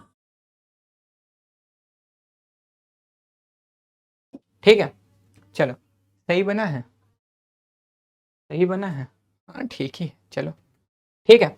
चलो अब समझो, अब जैसे कि मान के चलो यहाँ पर एक बंदा है। ठीक है, पहले फिगर देखना, पहले फिगर देखना, यहाँ पर कौन है, ए है। ठीक, यहाँ पर बी है। ठीक है, यहाँ पर सी है, यहाँ पर डी है और यहाँ पर ई है। ठीक, अब इसके सामने मानो, इसके सामने मानो एफ। ठीक है, जी, एच, आई। ठीक है, अब समझना बड़े ध्यान से मेरी बात को। ठीक है, अब जैसे क्या हुआ देखो, फ्यूल का इसके बारे में कहना था, फ्यूल का यहाँ पर कहना था कि भाई देखो कंपनी में ना एक ऐसा चेन टाइप का बना होता है, हर कंपनी में एक ऐसा चेन बना होता है। ठीक है, हर कंपनी में जो है ऐसा चेन बना होता है। सर मतलब, सर जैसे ना हर प्रत्येक कंपनी में जो होता है ऐसा चेन होता है। सर चेन मतलब, तो चेन कभी देखो ना आपस में जुड़ा होता है, हाँ सर जुड़ा होता है आपस में।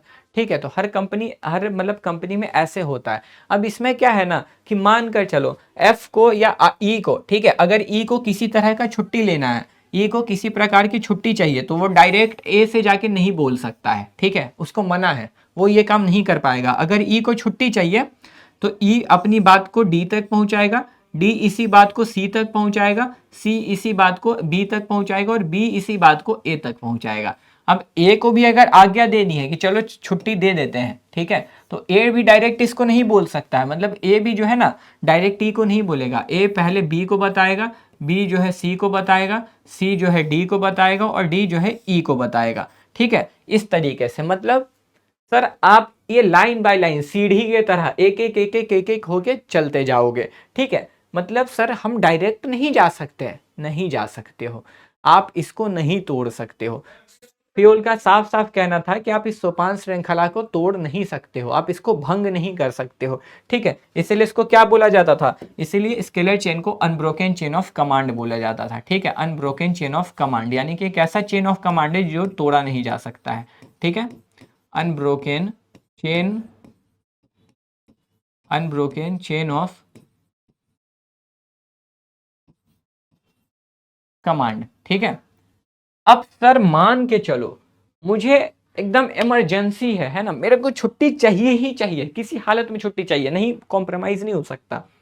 तो फ्यूल ने बोला ना अगर ऐसा इमरजेंसी होगा ना तो आप एक काम कर सकते हो, आपके लिए हम एक चीज तैयार कर देते हैं। ठीक है, आपके लिए अगर इमरजेंसी होगी तो आपके लिए ना एक ऐसा करके हम क्या तैयार कर रहे हैं, गैंग प्लैंक, इसको बोलते हैं गैंग प्लैंक। ठीक है, समतल पट्टी हिंदी में।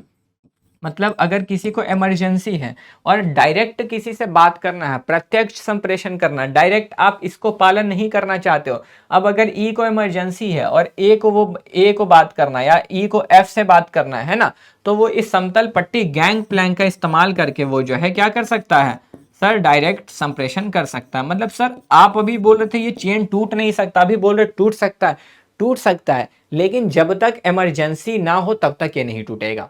एकदम आपातकालीन स्थिति होनी चाहिए, एकदम इमरजेंसी होगा ना तभी आप इस गैंग प्लैंक का इस्तेमाल करके डायरेक्ट कांटेक्ट, डायरेक्ट कम्युनिकेशन किसी से कर सकते हो। ठीक है, और ये फिगर आपको बनाना है, इसी को हम लोग क्या बोलते हैं, स्केलर चेन बोलते हैं, सोपान श्रृंखला यही फिगर है। ठीक है, तो ये फिगर आपको अपने नोट्स में बना के रखना है, एग्जाम में पूछता है। इसी को हम लोग क्या बोलते हैं सर, इसी को हम लोग कहते हैं सोपान। ठीक है, सोपान श्रृंखला। ठीक है, देखिए क्या बोला जा रहा है बालक को, क्या बोला जा रहा है, तो देखिए साफ क्या है, साफ क्या है, it is the line of authority that acts as a chain of command. एक चेन ऑफ कमांड बना होता है कम्युनिकेशन, बात करने के लिए। ठीक है ना, तो यह प्राधिकार की रेखा है जो आदेश श्रृंखला तथा संदेशवाहन श्रृंखला के रूप में कार्य करती है। ठीक है, ये चीज, orders and instructions flow from top management to lower levels through middle level.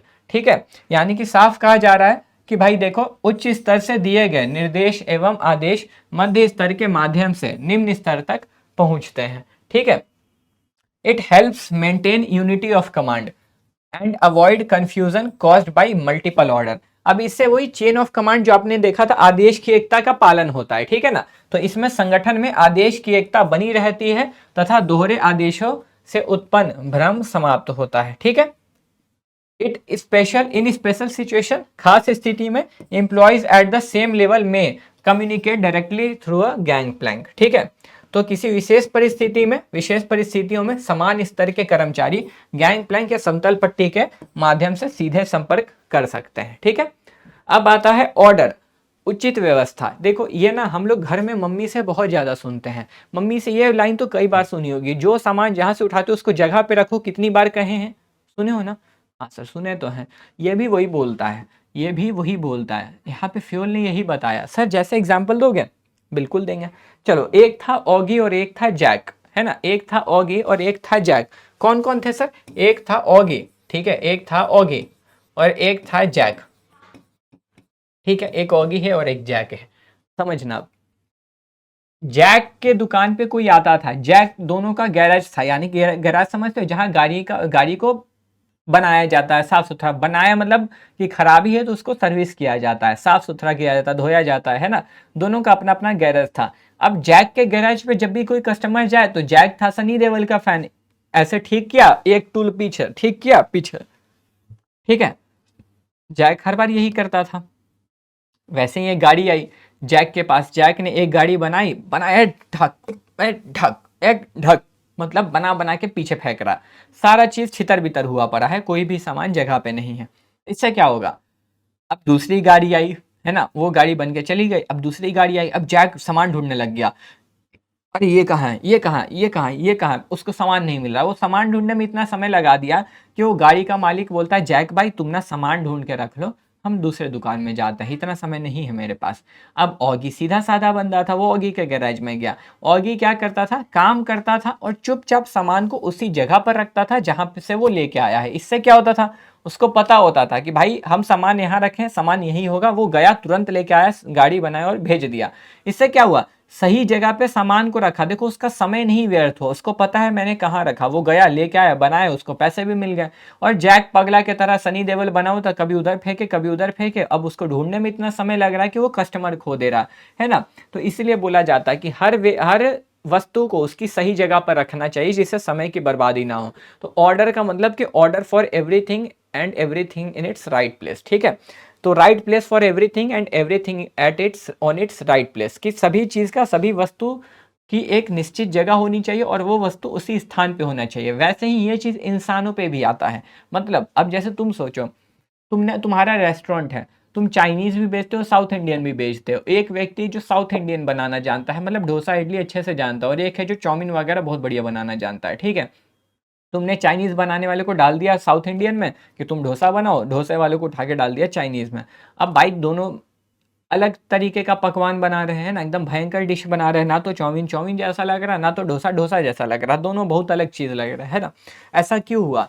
क्योंकि आपने दो अलग अलग कारीगर को, दो अलग अलग शेफ को अलग अलग चीजें बनाने दे दी जो वो कभी बनाया ही नहीं। मतलब तुमने गलत इंसान को गलत काम दे दिया, तो इससे काम गलत हो गया। तो यहाँ पर वही बोला जा रहा है, यहाँ पे वस्तु और व्यक्ति के बारे में ही फ्योल बोलते हैं कि हर व्यक्ति को उसके सही स्थान पे रखो और हर वस्तु को भी उसके सही स्थान पे रखो, यानी कि right place for everything and everything on its right place, और same to same right place for every person and every person on its right place. ठीक है, तो यहाँ वही बोला जा रहा है, the right person should be placed at the right job, यानी कि सही इंसान को सही जॉब पे रखो, and everything should be kept in its proper place, यानी कि सभी वस्तु को भी उसकी सही जगह पे रखो। तो सही व्यक्ति को सही कार्य पर नियुक्त किया जाना चाहिए तथा प्रत्येक वस्तु को उसके नियुक्त स्थान पर रखा जाना चाहिए। ठीक है, चलिए अब आता है इक्विटी, यानी कि समता। अब कुछ शेयर मार्केट वाले इसको शेयर ना समझ ले।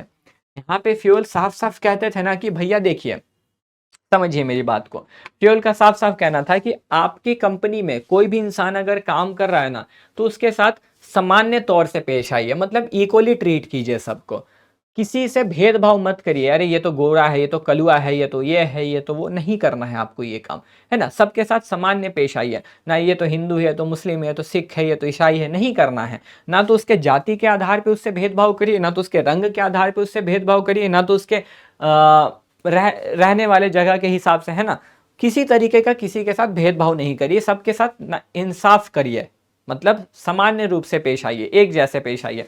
अब एक जैसे पेश आने का मतलब ये भी नहीं, फ्यूल ने बोला एक जैसे पेश आने का मतलब ये भी नहीं कि जो बहुत मेहनती व्यक्ति उससे भी अच्छे से बातें कर रहे हैं, उसको भी अच्छे से बोल रहे हैं, और जो कामचोर है उससे भी अच्छे से बात कर रहे हैं। एक जैसे का मतलब होता है कि गलत को गलत और सही को सही, जो काम कर रहा है उससे अच्छे से पेश आओ, और जो काम नहीं कर रहा उसको दंड भी दो, कि भाई सामने वाले को ये ना लगे कि भाई हम तो काम कर रहे हैं, वो काम नहीं कर रहा उसको कुछ नहीं बोल रहे, है ना। तो जो काम नहीं कर रहा उसको पनिशमेंट भी दो, और जो काम कर उससे सही से पेश आओ, और किसी से किसी भी तरह का भेदभाव भी मत करो, तो सबको इक्वली ट्रीट करो, ठीक है। तो यहाँ पे फ्यूल का कहना यही था, manager should treat employees with fairness, kindness and equality, ठीक है। तो कर्मचारियों के साथ न्यायपूर्ण, उदारतापूर्ण, मैत्रीपूर्ण एवं समानता का व्यवहार किया जाना चाहिए, ठीक है। तो वही, no discrimination should be made on the basis of caste, religion, gender और एनी अदर फैक्टर, यानी कि उनका अधिकतम योगदान प्राप्त किया जा सके। प्रबंधकों को कर्मचारियों के साथ जाति, धर्म, लिंग आदि के आधार पर भेदभाव नहीं करना चाहिए, ठीक है। यही चीज, आगे बढ़े, चलिए। अब आता है stability of personnel. Stability of personnel मतलब कर्मचारियों के कार्यकाल में स्थायित्व, है ना। स्टेबिलिटी ऑफ पर्सोनेल का मतलब क्या होता है बालक? स्टेबिलिटी ऑफ पर्सोनेल का मतलब होता है कि जो कर्मचारी आपके यहाँ काम कर रहे हैं, ठीक है। अब देखो तुम ही सोचो, यहाँ पे फ्यूल का कहना क्या था, मैं तुमको समझाता हूँ। जैसे तुम जॉब करने जाओगे पहली बार ना, तो तुमको डर लगेगा। क्यों लगेगा? क्योंकि हर किसी के लिए जॉब पे आ रहा है। अब तुम लोग सोचोगे कि भाई मेरे से कोई गलती हो जाएगी तो शायद ये मुझे निकाल देंगे, है ना। तो फ्यूल ने बोला कि देखो कोई भी नया नया आता है तो उसका ऐसा डर होता है, तो आपको क्या करना है कि जो भी व्यक्ति आपके यहाँ काम करने आ रहा है आप उसको समझा दो कि नहीं भाई हम तुमको निकालेंगे नहीं इतनी जल्दी, अगर तुमसे कोई गलती हो भी जाती है ना तो हम तुम्हें समझाएंगे, हम तुम्हें सिखाएंगे, मतलब आप चिल रहो, आप निश्चिंत रहो, आपका जॉब फिक्स है, स्टेबल है ना, इतनी जल्दी आपको नहीं हटाया जाएगा, क्योंकि इतने मुश्किल से तुम लोगों को सिलेक्ट करते हैं, अब हटा देंगे तो दिक्कत हमें और आपको दोनों को है, ठीक है। तो इसीलिए बोल रहा है। तो employees should have stability in their job, यानी कि इस सिद्धांत के अनुसार कर्मचारियों के कार्यकाल में स्थायित्व होना चाहिए। फ्रीक्वेंट ट्रांसफर्स और removals reduce efficiency and create insecurity, तो उन्हें बार बार पद से नहीं हटाया जाना चाहिए तथा उन्हें नौकरी की सुरक्षा का विश्वास दिलाया जाना चाहिए, ताकि उनका अधिकतम योगदान प्राप्त किया जा सके, ठीक है। ये चीज। अब आता है इनिशिएटिव। इनिशिएटिव का मतलब होता है पहल, है ना। इनिशिएटिव का मतलब होता है पहल, ठीक है। इनिशिएटिव मतलब होता है क्या? पहल होता है, ठीक है। अब इनिशिएटिव का मतलब यहाँ पे फ्यूल ने साफ साफ बोला ना कि भाई देखो इनिशिएटिव मतलब होता है कि कोई अगर वो काम नहीं करना चाह रहा ना तो आप करिए, मतलब किसी के बोलने से पहले आप उस काम को करने के लिए अपना कदम बढ़ा दीजिए, ठीक है। जैसे अगर आपको किसी ने वो काम करने अभी तक नहीं बोला है, ठीक है, या फिर कोई उस काम को करने से डर रहा है, तो आप हिम्मत कीजिए और उस काम को करने के लिए पहला कदम बढ़ाइए। इससे क्या होगा? लोग मोटिवेट होंगे, है ना।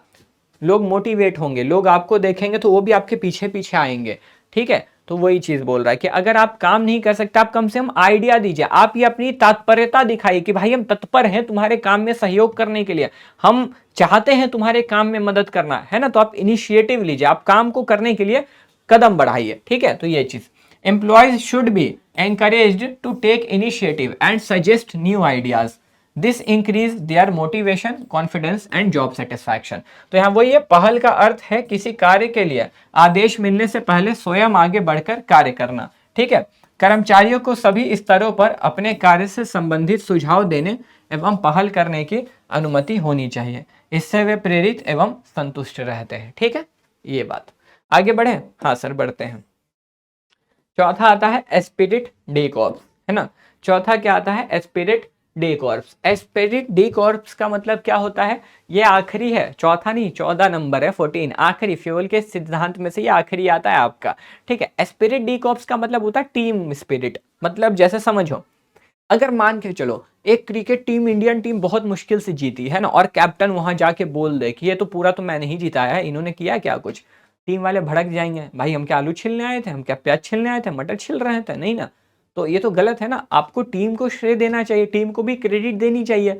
तो यहाँ पे वही बोला जा रहा है कि जब भी मैनेजर किसी काम को अच्छे से करता है ना, तो उसको ये नहीं कहना चाहिए ये मेरे वजह से हुआ, उसको हमेशा अपनी टीम को महत्व देना चाहिए। मतलब उसको ये बोलना चाहिए कि अगर मेरी टीम ना होती ना, या हम सब नहीं होते, तो ये काम नहीं हो पाता। मतलब उसको अपनी टीम को वैल्यू देनी है, उसको अपनी टीम को महत्व देना है, ठीक है। तो उसको आई को रिप्लेस करना है वी से, यानी कि उसको मैं के जगह बोलना है कि मैंने नहीं किया, ये हमने किया है, मैं को हम से बदलना है, ठीक है। तो यहाँ वही बोला जा रहा है, it refers to team spirit, harmony and mutual understanding among employees. It creates unity and strength in the organization. ठीक है, इसका आशय कर्मचारियों के बीच टीम भावना, तालमेल एवं परस्पर समझदारी से है। इससे संगठन में एकता और सुदृढ़ता आती है। उससे उचित संदेश वहन एवं समन्वय के माध्यम से विकसित किया जा सकता है, ठीक है। ये चीज आगे बढ़े, ठीक है। चलिए, तो यहाँ फ्यूल के 14 प्रिंसिपल्स यानी कि फ्यूल के 14 सिद्धांत पूरे के पूरे खत्म होते हैं। अब हमने फ्यूल का पूरा कॉन्सेप्ट पढ़ लिया, अब उसी के बारे में कि फ्यूल के कॉन्सेप्ट जो फ्यूल ने दिए उसकी क्या खासियत है, तो उसको समझ लेते हैं एक बार, ठीक है। अब फ्यूल ने जो 14 सिद्धांत दिए ना, फ्यूल ने जो 14 प्रिंसिपल्स दिए, उनके बारे में कहा कि इनमें क्या खासियत है, वो भी एक बार आप जान लीजिए। तो उन्होंने बोला कि ये यूनिवर्सल एप्लीकेशन यानी कि परवेसिव है, सर्वव्यापी है, ठीक है। इसको क्या कहते हैं, परवेसिव, ये सर्वव्यापी है। परवेसिव तो आप पिछले लेक्चर से पढ़ के आ रहे हो, ठीक है। मतलब ये हर तरह की कंपनी में लगेंगे और हर जगह पे, कंपनी के हर स्तर पे, ठीक है। कंपनी में 3 स्तर होते हैं ना, तीनों स्तर में भी मतलब कंपनी में कोई भी प्रॉब्लम हो, कंपनी चाहे कितनी भी बड़ी हो, कंपनी के किसी भी स्तर पे आप इन सिद्धांतों का प्रयोग कर सकते हो, ठीक है। यानी कि आप इन प्रिंसिपल्स को किसी भी लेवल पे, किसी भी कंपनी पे, कहीं पे भी आप इसको यूज कर सकते हो, ठीक है। तो सीधे बोल रहा है यही चीज। फिर आता है जनरल गाइडलाइन, ये तो मैंने पहले ही बोला कि ये आपके लिए सामान्य मार्गदर्शन है। मतलब ये कुछ ऐसी बातें हैं ना जो आपको मैनेजमेंट करने के लिए मानने पड़ेंगे। मतलब अगर आपको मैनेजमेंट अच्छे से करना है ना, तो आपको इन चीजों को मानना होगा।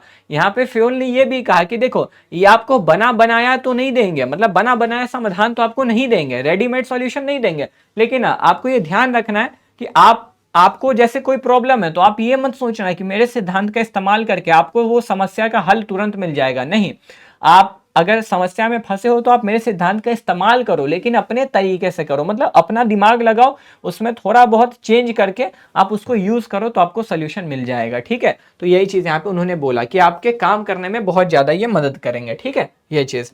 फिर आता है formed by practice and experimentation, व्यवहार एवं शोध द्वारा निर्मित। अब मैंने पिछले लेक्चर में ही बताया था, ठीक है। फ्यूल बहुत इस पे दिमाग लगाया फ्यूल ने। फ्यूल क्या थे सर, ऐसे भी इंजीनियर थे। अब इंजीनियर जो साइंस पढ़ता है उसका तो काम है भाई हर चीज पे एक्सपेरिमेंट करना। तो फ्यूल ने बहुत दिमाग लगाया, फ्यूल ने बहुत सारी परिस्थितियां देखी, उसके हिसाब से इन्होंने इन सिद्धांतों को, इन 14 प्रिंसिपल्स को बनाया कि भाई ये देख के, समझ के, स्थिति को समझ के इन्होंने बना दिया कि ये ऐसे है और ऐसे ऐसे काम करता है ना। तो इसको बहुत सोच समझ के और बहुत एक्सपेरिमेंट के साथ में बनाया गया है, ठीक है, ये चीज। अब आता है फ्लेक्सिबल। फ्लेक्सिबल यानी कि सर लोचशील। देखो, फ्यूल का साफ कहना था कि जरूरी नहीं कि जो मैंने बोला आपको वैसे ही फॉलो करना है, ठीक है। यानी कि फ्यूल का साफ कहना था ना कि जो मेरे प्रिंसिपल हैं, जरूरी नहीं कि जैसा मैंने कहा है आप उसको वैसे ही पालन करें, आप अपने हिसाब में उसमें थोड़ा बहुत बदलाव करके भी इस्तेमाल कर सकते हैं। यानी कि परिस्थिति के अनुसार आपको सिचुएशन देखना है, परिस्थिति देखनी है, परिस्थिति के अनुसार मेरे सिद्धांतों में आप अपने जरूरत के हिसाब से बदलाव कीजिए, इस्तेमाल कीजिए, ठीक है। तो मैंने जो बोला है एकदम उसी तरीके से ये चीज अप्लाई होगा नहीं, आप अपने तरीके से इसको, आप अपने अनुसार इसमें बदलाव कर सकते हो। तो जिसको भी आप परिस्थिति के अनुसार, अपने अनुसार, अपनी जरूरतों के अनुसार जिसमें भी बदलाव करते हो उसको आप लोचशील कहते हो, यानी कि फ्लेक्सिबल है। फ्लेक्सिबल मीन्स अगर आप अकॉर्डिंग टू सिचुएशन उसमें चेंज कर सकते हो तो वो फ्लेक्सिबल है, ठीक है। अब फिर आ रहा मेनली बिहेवियरल, यानी कि मुख्यतः व्यवहारिक। अब देखो ये जो है ना, देखो आपको ही पता मैनेजमेंट किसका होता है सर, लोगों का, काम का, है ना, मेनली तो इन्हीं लोग का होता है। तो मैनेजमेंट यानी कि ये प्रिंसिपल ना इंसानों से डील करता है, इंसान को मैनेज कैसे करना है, काम को कैसे मैनेज करना है, ये उस चीज पर ज्यादा फोकस करते हैं। तो ये वही बोल रहा, मुख्यतः व्यवहारिक है, मतलब इसका ज्यादा ध्यान इंसान और उसके किए गए कार्य पर, उनको नियंत्रण करने पे होता है, ठीक है। अब आ रहा है इंपॉर्टेंस ऑफ प्रिंसिपल, यानी कि प्रबंध के सिद्धांतों का महत्व, ठीक है, इंपॉर्टेंस ऑफ प्रिंसिपल, प्रबंध के सिद्धांतों का महत्व। तो अब वो जो सिद्धांत है 14, ये जरूरी क्यों है ना, ये जरूरी क्यों है वही बोल रहा है। तो सबसे पहला providing managers with useful insight into reality. ठीक है, यानी कि यहाँ पे साफ कहना है भैया कि देखो फ्योल ने जो 14 सिद्धांत दिए ना, ये उनको असलियत से रूबरू करवाता है। मतलब वो जो सिद्धांत हैं वो आपको ये बताते हैं कि भाई असली परिस्थिति में इसको इस्तेमाल कैसे करना है, रियल लाइफ में आप इसको समझ के इसके हिसाब से डिसीजन कैसे लोगे, समझ रहे हो ना, आपको प्रॉब्लम समझ के मेरे प्रिंसिपल का यूज कैसे करना, वो इनको यही सिखाते हैं। ये मैनेजर को यूजफुल इंसाइट देते हैं रियलिटी का, कि आपको जब प्रबंधक को वास्तविकता में इस सिद्धांतों का प्रयोग कैसे करना है। ठीक है, ये चीज है। फिर दूसरा आता है ऑप्टिमम यूटिलाइजेशन ऑफ रिसोर्सेज, संसाधनों का अनुकूलतम उपयोग। तो फ्यूल का कहना था कि जो भी संसाधन अपने पास है उनका हम भरपूर और 100% इस्तेमाल करेंगे। मतलब हम किसी भी रिसोर्स को, हम किसी भी संसाधन को बर्बाद नहीं करेंगे, हम उनका 100% और बेहतरीन इस्तेमाल करेंगे। ठीक है, जब भी आप रिसोर्सेज को 100% या एकदम मस्त, एकदम बेस्ट तरीके से यूज करते हो ना, उसको बोलते हैं ऑप्टिमम यूटिलाइजेशन ऑफ रिसोर्सेज, कि आप मैक्सिमम बेनिफिट्स, ज्यादा से ज्यादा फायदा उसमें से निकालना चाह रहे हो, है ना, कम प्रयास में। तो वही चीज है। फिर आपका था साइंटिफिक डिसीजन। अब ये देखो, अब फ्यूल साइंस के बेसिस पे इसको बनाया था फ्यूल ने, ठीक है, तो वही चीज बोल रहा है और कुछ नहीं। ठीक, अब आता है meeting the requirements of changing environment. तो फ्यूल ने साफ बोला ना, पहले ही बोला कि जरूरी नहीं जो मैंने बोला है आप उसको वैसे ही इस्तेमाल करिए, है ना, आपके व्यवसायिक पर्यावरण का, यानी कि बिजनेस करने का तरीका, बिजनेस का जो वातावरण होता है वो बदलता रहता है। ठीक है, तो आप उन बदलाव को समझिए, उस हिसाब से बदलाव को समझ के अपनी जरूरत, अपनी रिक्वायरमेंट को समझिए और फिर इसको यूज कीजिए। ठीक है, तो meeting the requirements of changing environment, ये वही बोल रहा है। ठीक है, कि आप उन चीजों को समझिए, आप फिर उसको इस्तेमाल करिए। फिर फुलफिलिंग सोशल रिस्पॉन्सिबिलिटी, सामाजिक उत्तरदायित्वों को पूरा करना। अब सामाजिक उत्तरदायित्व क्या होता है, तुम ही बताओ ना। बहुत सिंपल है सामाजिक उत्तरदायित्व तो। ठीक है, सामाजिक उत्तरदायित्व तो बहुत ही ज्यादा सिंपल है। मतलब सर, जैसे समाज का जो, समाज के प्रति जो आपका उत्तरदायित्व है, तो फ्यूल का साफ कहना था कि भाई देखो, अपने काम को करने में इतना भी मशरूफ क्या बोलते हैं उर्दू में, मशरूफ मत हो जाना कि तुम अपना काम करना मतलब समाज को भूल जाओ। ठीक है, प्रॉफिट कमाना है, पैसा कमाना है, लेकिन समाज के साथ गलत ना हो, इन चीजों को भी ध्यान रखना है। तो ये जो प्रिंसिपल है ना, सोशल रिस्पॉन्सिबिलिटी को भी फुलफिल करने में मदद करते हैं। अब जैसे फ्यूल ने क्या कहा था कि सबको, सबके साथ समानता से पेश आइए, इक्विटी, सबको इक्वली ट्रीट कीजिए। तो ये तो वही हुआ ना सामाजिक, कि भाई हम अपने एम्प्लॉय भी तो मेरे समाज के ही हिस्से हैं, तो उनकी ज़रूरत को समझिए, उनके प्रॉब्लम को समझिए, उनको सही सैलरी दीजिए। ठीक है, तो वही बोल रहा है कि प्रिंसिपल ऑफ इक्विटी और रेम्यूनरेशन टू एम्प्लॉयज़, यानी कि सर समानता और कर्मचारियों को पारिश्रमिक उसका उदाहरण है कि फ्यूल सामाजिक उत्तरदायित्व को भी समझते थे और उसको भी पूरा करने पे ध्यान देते थे। अब फ्यूल के बारे में तो आपने पूरा पढ़ लिया। ठीक है, अब आते हैं हम लोग टेलर के बारे में। सर टेलर क्या थे, मैंने क्या बोला आपको, दो लोगों के बारे में यहाँ पे बेसिकली पढ़ना है।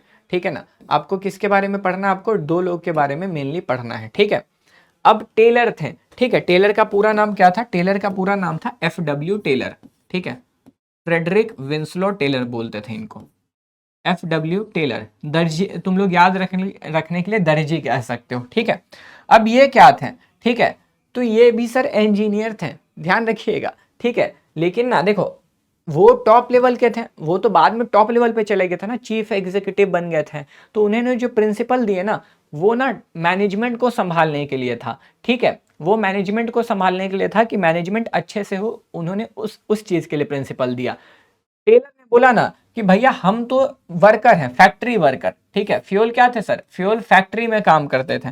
ठीक है, फ्यूल कारखाना प्रबंधक थे। देखो ना यहाँ पे लिखा ही है। ठीक है, यहाँ पे होगा लिखा, देखो दिया है मैंने, है ना, देखो दिख रहा है, ही ऑब्जर्व, क्या बोला जा रहा है पूरा। ठीक है, तो फ्यूल को पता है क्या बोला जाता था, फ्यूल साइंटिफिक, मतलब इन्होंने ना कारखाने में काम किया था। तो इन्होंने क्या किया, इन्होंने लोअर लेवल के लिए, ठीक है, जो कर्मचारी होते ना नीचे, उनके लिए ज्यादा प्रिंसिपल दिए। तो इन्होंने दो चीजें दी थे, इन्होंने एक ये तो दिया, ठीक है, इन्होंने सिद्धांत तो दिए, तो इन्होंने 4 प्रिंसिपल दिए थे, 4 प्रिंसिपल्स। ठीक है, और उनको साइंटिफिक बोलते थे।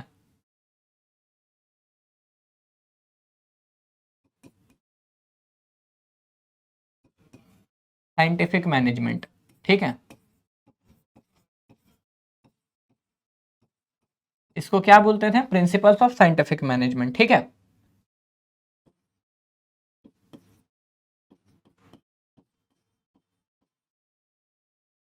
प्रिंसिपल्स ऑफ, इन्होंने 4 प्रिंसिपल्स ऑफ साइंटिफिक मैनेजमेंट दिए थे, यानी कि सर वैज्ञानिक, क्या वैज्ञानिक प्रबंध के सिद्धांत। ठीक है, तो इन्होंने वैज्ञानिक प्रबंध के सिद्धांत कितने दिए थे? 4 दिए थे। ठीक है, अब ये जो सिद्धांत है ना, ये विज्ञान के अनुसार, विज्ञान के आधार पे बनाए गए थे। ठीक है, ये जो सिद्धांत है ये विज्ञान के आधार पे बनाए गए थे, वैज्ञानिक प्रबंध के सिद्धांत। ठीक है, तो ये जो प्रिंसिपल्स थे, ये जो प्रिंसिपल्स थे, ये जो प्रिंसिपल्स थे सर, ये ना, ये साइंस के बेसिस पे बनाए गए थे। ठीक है, अब इन्होंने ये तो दिया था, इन्होंने साथ में बोला कि भैया हम कुछ टेक्निक्स भी तुमको बताएंगे। ठीक है, हम कुछ प्रिंसिपल टेक्निक भी बताएंगे। ठीक है, साइंटिफिक टेक्निक्स, वो इन्होंने कितने दिए थे? 7। ठीक है, साइंटिफिक टेक्निक्स भी बताएंगे जिससे तुम्हारा काम करने के कुछ तकनीक बताएंगे जिससे तुम कम मेहनत में अच्छा काम कर पाओ। ठीक है, साइंटिफिक टेक्निक्स यानी कि वैज्ञानिक तकनीक। ठीक है, इन्होंने बोला कि हम तुम्हें कुछ वैज्ञानिक तकनीक बताएंगे। ठीक है, कितने बताएंगे सर? 7 बताएंगे। ठीक है, कितने बताएंगे? 7। ठीक है, ये चीज आपको ध्यान रखना है। इसीलिए पता है इनको क्या बोला जाता था? इनको बोला जाता था सर, इसीलिए इनको पता है क्या बोला जाता था? इनको कहा जाता था वैज्ञानिक प्रबंध के पिता। ठीक है, फादर ऑफ साइंटिफिक मैनेजमेंट। इनको क्या कहते थे? इनको बोलते थे फादर ऑफ साइंटिफिक मैनेजमेंट। ठीक है, father of scientific management, father of scientific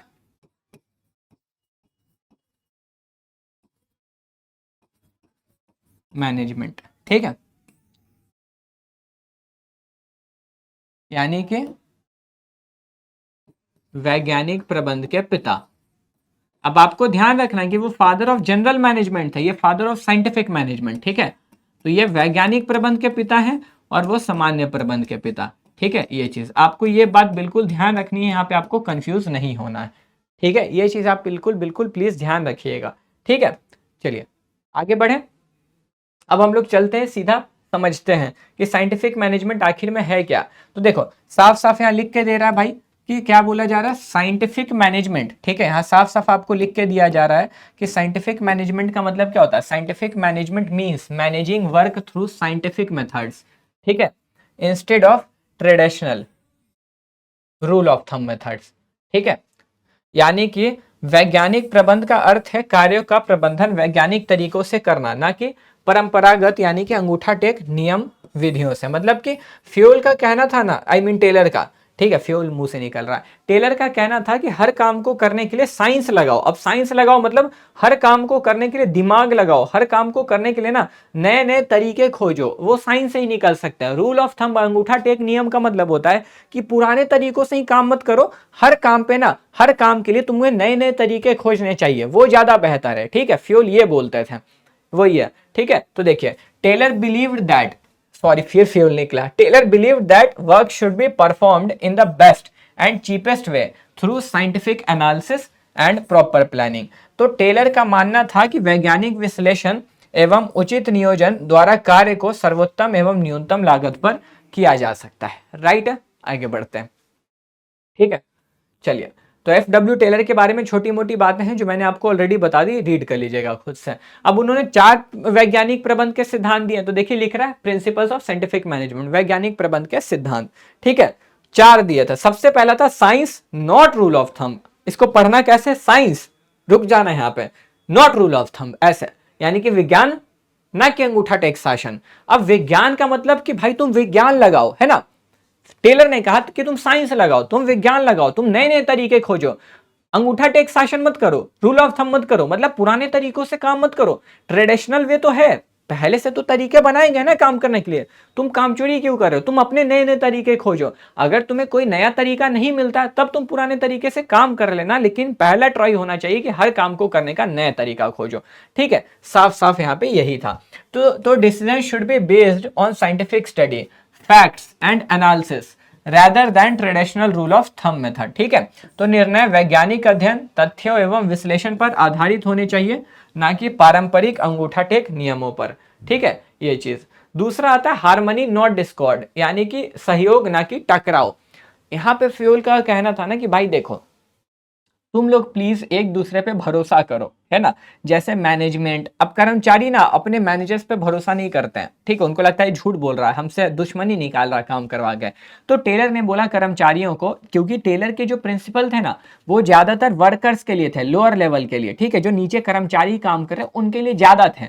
ठीक है, समझिए, लोअर लेवल, निम्न स्तर और कर्मचारियों के लिए ज्यादा थे। तो टेलर ने बोला कि देखो, तुम ऊपर वालों को अपना दुश्मन मत समझो, तुम उनको, उन पे भरोसा करो, वो तुम्हारे भले के लिए काम करे, उनसे अच्छे संबंध बना के रखो। ठीक है, मतलब उनके साथ मिलजुल के रहो, उनको दुश्मन मत समझो, उनसे लड़ाई झगड़े पे मत तुले रहो। तो हार्मनी का मतलब होता है शांति, नॉट डिस्कॉर्ड का मतलब होता है लड़ाई ना करो। सहयोग मतलब मदद करो आपस में, टकराव मत करो आपस में, गलत गलत मत सोचो। ठीक है, तो वही बोल रहा है, there should be trust, understanding and cordial relations between management and workers so that both can work as a team. ठीक है, तो प्रबंधन एवं श्रमिकों के बीच विश्वास, समझदारी तथा मधुर संबंध होने चाहिए, ताकि वे एक टीम के रूप में कार्य कर सके। अगर तुम ऊपर वालों को अपना दुश्मन मानोगे तो तुम टीम की तरह कैसे काम करोगे, नहीं कर पाओगे ना। तो टेलर का यही कहना था। यहीं से कॉन्सेप्ट निकला मानसिक क्रांति का, मेंटल रेवोल्यूशन का। ठीक है, ये ना एनसीईआरटी में इसको नहीं गिनता, तो तुम भी मत गिनना। ठीक है, मेंटल रेवोल्यूशन, मानसिक क्रांति। टेलर ने बोला ना कि भैया देखो, टेलर ने कहा कि देखो सुनो, आपको मानसिक क्रांति करनी होगी। क्रांति मतलब हमेशा बदलाव होता है, बदलाव लाना होगा। ठीक है, तो आपको अपने मानसिकता में बदलाव लाना होगा। क्या है मानसिक क्रांति? रेवोल्यूशन मतलब चेंज, है ना। तो आपको अपने मेंटल, आपको अपने बुद्धि में बदलाव करना होगा, मतलब तो आपको ना सोच अपना बदलना होगा। सबने बोला कैसे? तो यहाँ पे टेलर बोलते हैं देखो, तुम मैनेजमेंट को अपना दुश्मन मानते हो, तुम प्रबंधक को अपना दुश्मन मानते हो, है ना। तुमको लगता है कि वो नहीं होगा तो अच्छा होगा, या हम नहीं होंगे तो मेरे बिना तो इनका काम ही नहीं चलेगा। ठीक है, ये चीज़। और मैनेजर्स भी सोचते कि हम नहीं रहेंगे तो ये काम नहीं कर पाएंगे। तो तुम लोग को ये नहीं सोचना है, टेलर ने बोला तुम्हें ये नहीं सोचना, तुम ये समझो कि भाई तुम दोनों एक दूसरे के लिए ज़रूरी हो। एक ने बोला टेलर भैया लेकिन आप बता क्या रहे, समझ नहीं पा रहे, एक एग्जाम्पल दीजिएगा। टेलर बोलता है सुनो, जैसे एक साइकिल है, एक साइकिल को चलाने के लिए दोनों पहिया होना चाहिए, हाँ जी। ब्रेक भी होना चाहिए, हाँ जी, क्योंकि नहीं होगा तो एक्सीडेंट हो जाएगा। सीट भी होना चाहिए, वरना बैठोगे कहाँ सोचो। तो हाँ, तो एक साइकिल को बनाने के लिए सारी चीज़ें लगती हैं, हाँ। चलता भी ये सब होती हैं तभी तो, हाँ। तो वही तो मैं तुमको समझा रहा हूँ कि तुम मैनेजर्स को अपना दुश्मन मत मानो, अपने सोच में बदलाव लाओ। तुम उनके महत्व को समझो, वो तुम्हारे महत्व को समझेंगे। ठीक है, तब तुम अच्छे तरीके से काम कर पाओगे। तो सर मेंटल रेवोल्यूशन का मतलब था चेंज इन एटीट्यूड, मानसिकता में बदलाव लाओ। प्रबंधक और कर्मचारी, मैनेजर्स और एम्प्लॉयज दोनों को एक दूसरे की ज़रूरत, दोनों को एक दूसरे का महत्व, इंपॉर्टेंस समझना चाहिए। ठीक है, तो यही है। बोथ मैनेजर्स, क्या कह रहा है, साफ सर बोल रहा है, both managers and workers should change their attitude towards each other and focus on increasing production and profits instead of conflict. तो प्रबंधक एवं श्रमिकों को एक दूसरे के प्रति अपनी सोच बदलनी चाहिए तथा विवादों के स्थान पर उत्पादन एवं लाभ बढ़ाने पर ध्यान देना चाहिए। ठीक है, अब आप इसको चौथा कर सकते हो, चौथा नंबर, और उसके बाद पांचवा नंबर। ठीक है, ये तीसरा हो गया और इसके बाद वाला चौथा हो जाएगा। ठीक है, चलिए।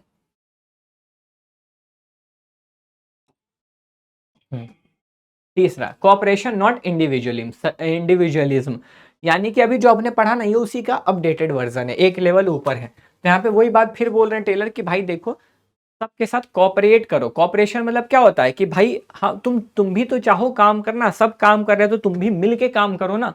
ठीक है, तो यहाँ पे सीधे बोला कि भाई तुम भी सबके साथ मिलके काम करना चाहो, तुम काम करोगे, अपना फायदा मत देखो, सिर्फ सबके साथ मिलके काम करो। तुम काम करोगे तो सब तुम्हें देखेंगे, सब काम करेंगे, कंपनी का गोल अचीव होगा, कंपनी प्रॉफिट कमाएगी तो तुम्हारा भी तो फायदा होगा, तुम्हारा भी तो सैलरी बढ़ेगा। तो इसीलिए सहयोग करो, अपना मत देखो बस। ठीक है, तो देयर शुड बी क्लोज, क्या कह रहा है सर, कह रहा है there should be close cooperation between management and workers to ensure smooth and efficient performance of work.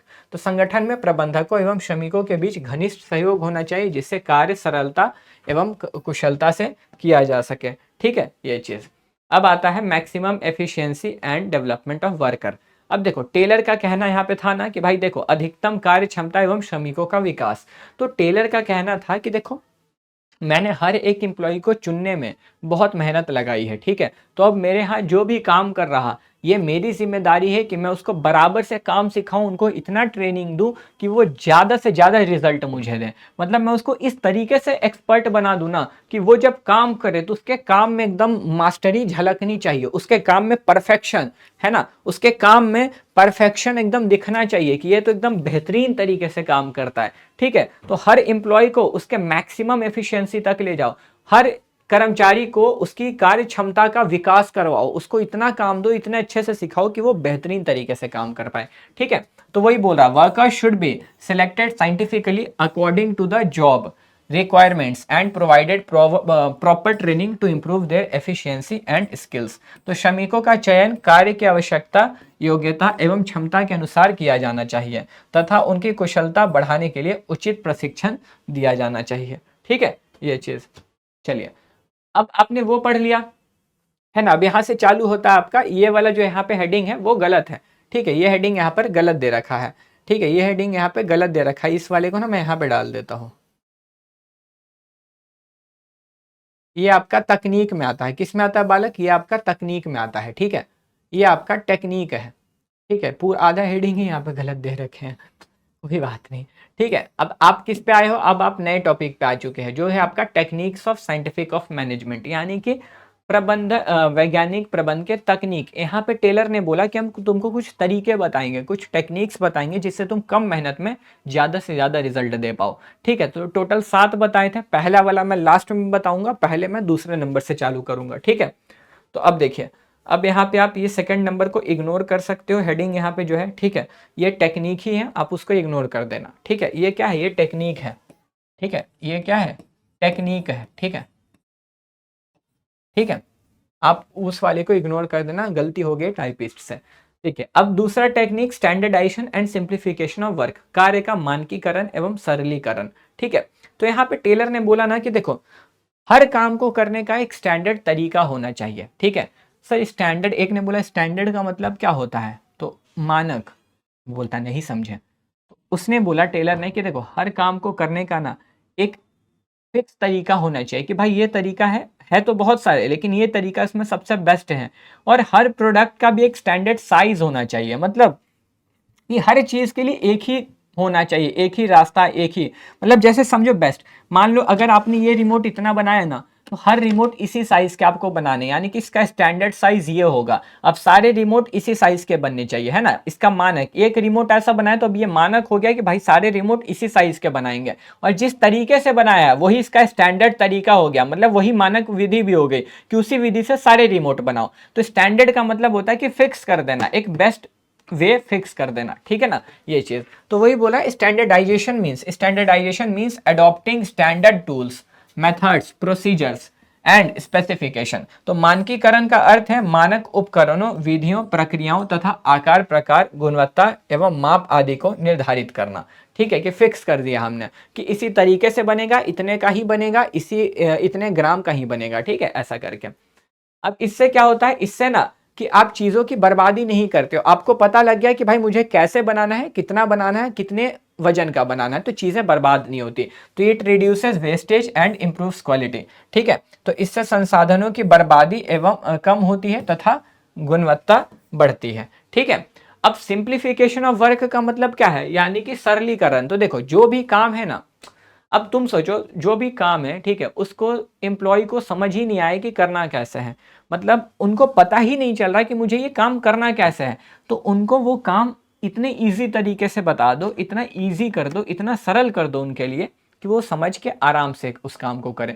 अब देखो मुश्किल होता है तो वो समझ नहीं पाएंगे, कर नहीं पाएंगे, आसान होगा तो समझ भी जाएंगे और काम भी पूरा कर देंगे।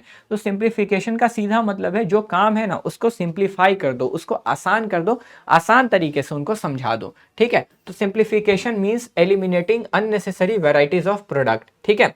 तो सरलीकरण का अर्थ उत्पादों की अनावश्यक विधितियों को समाप्त करना है, ठीक है, ये चीज। तीसरा आता है मेथड स्टडी। अब देखो मेथड स्टडी सबसे सिंपल है, विधि अध्ययन। विधि का मतलब क्या होता है सर, तरीका, है ना। मेथड का मतलब होता है तरीका। अब मेथड का मतलब तरीका, तो यहाँ पे टेलर ने बोला कि देखो हर काम को करने का एक बेस्ट तरीका ढूंढो और उसी तरीके से काम करो, है ना। तो यहाँ पे मैं कीवर्ड लिख रहा, इस वाले को आप छोड़ देना, इग्नोर कर देना। अब क्या यहाँ पे टेलर ने बोला, यहाँ पे टेलर ने बोला कि one best way of doing the task, ठीक है।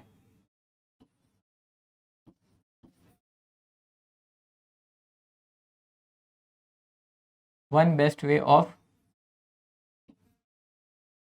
डूइंग द जॉब, ठीक है। तो कार्य को करने का सर्वश्रेष्ठ कार्य करने की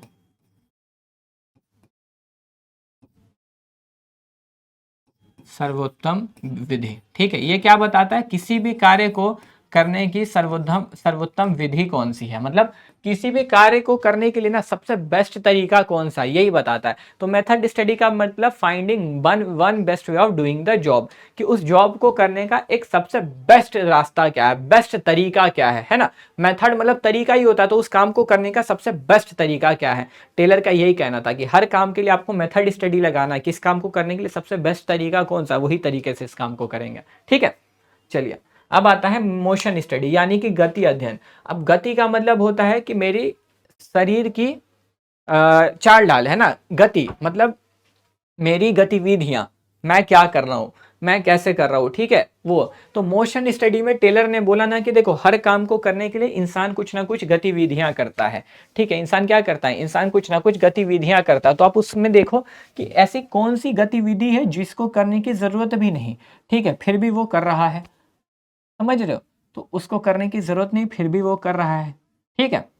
तो जैसे एग्जाम्पल में बताता हूँ, जैसे मान लो मैंने चाय दुकान खोलने का सोचा है, ठीक है। अब मैंने क्या किया, मैंने चाय दुकान तो खोल दिया, ठीक है। अब मैं यहाँ गिलास यहाँ रखता हूँ, ठीक है, मैं चीनी यहाँ रखता हूँ, पत्ती यहाँ रखता हूँ और चाय बनाता यहाँ पर हूँ, ठीक है। तो अब तुम देखो कि मुझे हर बार चाय बनाने के लिए जब जब कस्टमर आएगा मुझे 3 जगह जाना पड़ेगा, पहले गिलास लेके आऊंगा, फिर चीनी, फिर पत्ती। तो तुम्हें नहीं लगता कि मैं फालतू चल रहा है, इतना मुझे इतना चलना पड़ रहा, बेकार नहीं है। मैं क्या कर सकता हूँ, सिंपल एक रैक बनवाऊंगा, यहीं ग्लास रख दिया, यहीं सारे सामान रख दिया, मैं खड़े खड़े सामान निकाल सकता हूँ। मतलब उतना जाने से तो बचूंगा, मेरी मेहनत बचेगी, मेरा समय बचेगा, मैं फटाफट ज्यादा से, अब देखो समय बचेगा तो मैं ज्यादा चाय भी बना पाऊंगा, तो ज्यादा बेचूंगा तो ज्यादा कमाऊंगा। तो मतलब मेरी ये गतिविधि फालतू है, किसी काम की नहीं है, तो इसको हटा दो, ये मत करो, आप ये करो। तो यहाँ पे फ्यूल का टेलर का कहना यही था कि उन सारी गतिविधियों को, उन सारी अनावश्यक गतिविधियों को अध्ययन करो और उनको हटा दो, ठीक है, आसान कर दो, बस सिंपल। तो मोशन स्टडी क्या करता है, motion study examines workers movement, ये वर्कर्स के मूवमेंट को देखता है to eliminate unnecessary motions, save time and increase efficiency, ठीक है। तो श्रमिकों की गतिविधियों का अध्ययन किया जाता है ताकि अनावश्यक गतियों को समाप्त कर समय की बचत तथा कार्य क्षमता में वृद्धि की जा सके, ठीक है, इसीलिए। चौथा होता है टाइम स्टडी, यानी कि समय अध्ययन। टाइम स्टडी मतलब समय अध्ययन। अब देखो समय अध्ययन का मतलब होता है ना बालक, समय अध्ययन का मतलब होता है कि किसी भी काम को करने के लिए कितना समय लगेगा उस समय का निर्धारण करना। अब जैसे एग्जाम देते हो 3 घंटा मिलता है ना, कि उनको पता है, ये कैसे पता चला, टाइम स्टडी से, कि भाई टाइम स्टडी किया, पता चला कि हाँ ये 100 मार्क्स का पेपर 3 घंटे में हो जाएगा। मतलब हर काम को करने के लिए एक स्टैंडर्ड टाइम फिक्स कर देना कि इस काम को करने के लिए इतना समय लगेगा, इतने में तो ये काम हो ही जाना चाहिए, ठीक है। तो यहां पर क्या करते हो आप, पता कि हर प्रत्येक काम को करने के लिए कितना समय लगना चाहिए, वो समय निकालें और वो समय को निर्धारित कर दिया। तो determines the standard time required to complete a task, ठीक है। तो कार्य को पूरा करने में लगने वाले मानक समय का निर्धारण करता है, ठीक है। अब आता है फटीग स्टडी। अब आता है फटीग स्टडी, यानी कि थकान अध्ययन। तो यहाँ पे टेलर ने बोला ना कि देखो कोई भी इंसान लगातार काम करते करते थक जाता है ना। कोई भी व्यक्ति क्यों ना हो, वो काम करता रहेगा लगातार 8 घंटे 9 घंटे, बहुत थक जाएगा। तो बीच में उसको ब्रेक देना बहुत जरूरी है, ठीक है। तो अब फटीग स्टडी, थकान अध्ययन के माध्यम से ये पता कर पाओगे ना कि इस इंसान को कितने देर का अंतराल देना है, कितने देर का ब्रेक देना है, ठीक है। जैसे अगर किसी का काम बहुत फिजिकल वाला है, मतलब उसको वेट उठाना है ना, सामान उठा उठा के रखना है, तो उसको तो रेस्ट चाहिए ही चाहिए, वो कैसे काम करेगा, है कि नहीं। अब कोई इंसान कंप्यूटर पे बैठ के दिन भर काम कर रहा तो उसको भी आंखों के लिए थोड़ा थकान चाहिए, है ना, वरना मेरे जैसा चश्मा लग जाएगा। तो भाई उसको थोड़ा थकान चाहिए, थकान हो गया तो सबको थोड़ा थोड़ा चाय पानी का तो समय चाहिए ना। तो वो देखो किसको कितने देर का रेस्ट देना है, उस हिसाब से वो टाइम फिक्स करके उनको रेस्ट दे दो। ठीक है, मतलब अब वो उसमें कुछ भी करे, खाए पिए नाचे गाए, उनकी मर्जी, तुम उनको रेस्ट के लिए समय दो। इससे क्या होगा, जब वो आराम कर लेंगे थोड़ा सा, है ना, मूड फ्रेश कर लेंगे, तो वो फिर उसी एनर्जी उसी ताकत के साथ काम को कर पाएंगे जिस ताकत से वो सुबह स्टार्टिंग से काम करना स्टार्ट करते हैं। ठीक है, तो फटीग स्टडी बताता है determines the frequency and duration of rest interval required to maintain efficiency and reduce worker fatigue. तो यह निर्धारित करता है कि कर्मचारियों को कितनी बार और कितनी अवधि का विश्राम दिया जाए ताकि वे अधिक कुशलता से कार्य कर सके। ठीक है, यह चीज। अब आ रहा है डिफरेंशियल पीस वेज सिस्टम, विभेदात्मक कार्य मजदूरी प्रणाली। अब देखो यहाँ पे टेलर का कहना था ना कि देखो, टेलर ने साफ बोला कि भाई मुझे पता करना है कि मेरे फैक्ट्री में कौन काम चोर है, कौन नालायक है और कौन काम करने वाला है। ठीक है, टेलर ने ये कहा। तो टेलर ने बोला कि एक काम करते हैं ना, ऐसे पता नहीं लगेगा, मेरे पास एक आइडिया है। टेलर ने बोला कि भाई देखो, सब बिस्किट की फैक्ट्री में काम कर रहे हैं ना, तो टेलर ने बोला कि तुम्हारा टारगेट इतना है। ठीक है, तुम्हारा टारगेट है कि 100 पैकेट हर दिन बनाने का है। ठीक है, पर डे 100 पैकेट बिस्किट आपको बनाना है। ठीक है, 100 यूनिट लिख देता हूं। ठीक है, यूनिट्स पर डे, यानी कि प्रतिदिन आपको 100 पैकेट बनाना है। ठीक, आपको उस पर पैसा, आपका फिक्स पैसा इतना है। ठीक है, आपको फिक्स पैसा मान के चलो 100 रुपए मिलेंगे। ठीक है, और अगर आपने टारगेट से ज्यादा बनाया तो 120, मतलब सीधी बात देखो, कम से कम आपको इतना तो मिलेगा। ठीक है, रुक जाओ रुक जाओ रुक जाओ।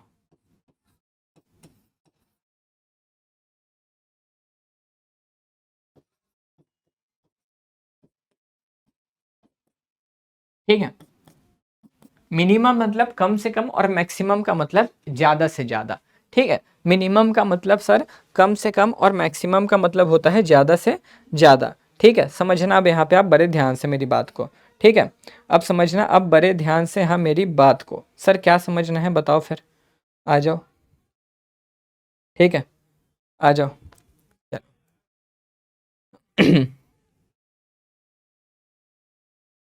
चलिए भैया आइए।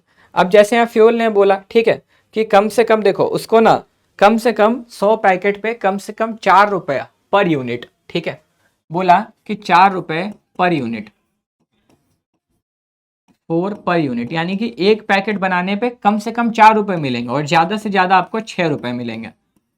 ठीक है, मतलब अगर आप एक पैकेट बनाते हो, ठीक है, अब जैसे टारगेट कितना है, 100 है कि आपको एक दिन में 100 यूनिट किसी तरीके से जो है बना देना है। ठीक है, अगर आप 100 से कम बनाओगे तो आपको 4 रुपए पर यूनिट मिलेगा। मतलब अगर आपने, एग्जाम्पल समझाऊंगा, इतना समझ रहे हो कि कम से कम आपको इतना 4 रुपया मिलेगा हर पैकेट का और ज्यादा से ज्यादा 6 रुपए मिलेंगे। ठीक है, अब मान लो 3 लोग थे। ठीक है, 3 लोग का नाम क्या क्या क्या था सर? 3 लोग का नाम था चंगू मंगू भंगू। ठीक है, तीनों लोगों का नाम था, एक का नाम था चंगू और एक का नाम था भंगू और एक का नाम था मंगू। ठीक है, चंगू, या फिर रुको ना, एक का नाम था राजू। ठीक है, एक का नाम था राजू, एक का नाम था आदि। ठीक है, नहीं आदि नहीं, एक का नाम था जग्गू। ठीक है, और एक का नाम था कालिया। एक का नाम था राजू, एक का नाम था जग्गू, एक का नाम था कालिया। 3 लोग थे। अब ये तो कार्टून में देखा होगा, है कि नहीं? 3 लोग थे। समझना मेरी बात को बड़े ध्यान से। ठीक है, अब राजू ने बनाया सर, राजू ने कितना बनाया पता है? राजू ने बनाया 100 पैकेट। ठीक है, जग्गू ने बनाया 120 पैकेट और कालिया ने बनाया 80 यूनिट, यानी कि इसने 80 यूनिट बनाए, इसने 120 और उसने 100 रुपए, 100 मतलब 100 यूनिट, 100 पैकेट बनाए। ठीक है, अब देखो कालिया ने टारगेट से कम बनाया, तो अब टारगेट से कम बनाया है तो इसको मिलेंगे हर पीस पे 4 रुपए। ठीक है, जाहिर सी बात है, अब उसने कितना बनाया, उसने कम बनाया ना भाई, तो उसको हर पीस पे कितने मिलेंगे? 4 रुपए मिलेंगे। तो उस हिसाब से उसको कितना पैसा मिल रहा है सर? 320 रुपए मिल रहा है कि नहीं? बिल्कुल सर। अब इसने टारगेट से, अब देखो ना, टारगेट तो 100 है, इसने बनाया है 120, तो इसको सर 6 रुपए, ठीक है, इसको कितने मिलेंगे, इसको 6 रुपए मिलेंगे हर पैकेट पे, तो 720 रुपए, इसने कितने कमाए, 720 रुपए। अब इसने पूरा पूरा टारगेट बनाया, ठीक है, तो टारगेट बनाया तो भाई टारगेट पूरा किया, तो इसको भी 6 रुपए मिलने चाहिए, तो इसको मिले 600। अब तुम एक बार देखो, थोड़ा सा पता करो कि कामचोर कौन निकला इसमें से। सर कामचोर तो कालिया निकला, मतलब उसने कम पैकेट बनाए हैं। अब तुम देखो, उसने कम पैकेट बनाए यानी कि कम काम किया, तो उसको पैसा भी सबसे कम मिला। सबसे ज्यादा काम किसने किया, मतलब सबसे ज्यादा पैकेट किसने बनाए, सर इसने बनाए सबसे ज्यादा पैकेट, है ना, इसने बनाए हैं सर सबसे ज्यादा पैकेट, जग्गू ने। तो देखो सबसे ज्यादा पैसा किसको मिला है, जग्गू को। तो सर आप यहाँ ये बताना चाह रहे हो क्या कि जो सबसे ज्यादा काम करेगा उसको सबसे ज्यादा पैसा मिलेगा? एग्जैक्टली टेलर ने इसको लाया ही इसीलिए, टेलर ने ये वाला कॉन्सेप्ट दिया ही इसी कारण से कि भाई इससे वो पता करना चाहते थे कि कौन बेकार काम कर रहा है और कौन अच्छा काम कर रहा है। अब ऐसे क्या होगा कि कालिया को देख के मोटिवेशन आएगा, यार ये लोग इतना इतना कमा रहे हैं, मैं उनका आधा कमा रहा है ना, तो कालिया भी ज्यादा ज्यादा बनाएगा, कालिया भी ज्यादा ज्यादा उत्पादन करेगा, ठीक है। तो इसीलिए यानी कि यहाँ पे आप जितना ज्यादा उत्पादन करोगे आपको उतना ज्यादा वेजेस मिलेगा, आपको उतने ज्यादा पैसे मिलेंगे, ठीक है। तो वही चीज है यहाँ पे, देखिए क्या बुला रहा है, अंडर दिस सिस्टम, अरे यार, under this system wages are paid according to efficiency, ठीक है। तो इस प्रणाली में श्रमिकों को उनकी कार्य क्षमता के आधार पर मजदूरी दी जाती है। Workers who meet or exceed, exceed का मतलब ज्यादा, meet or exceed the standard receive higher wages, standard का मतलब टारगेट, है ना। तो अब जिस कर्मचारी ने टारगेट को पूरा किया या टारगेट से ज्यादा बनाया तो उसको ज्यादा मजदूरी मिलेगी, हायर वेज मिलेगा।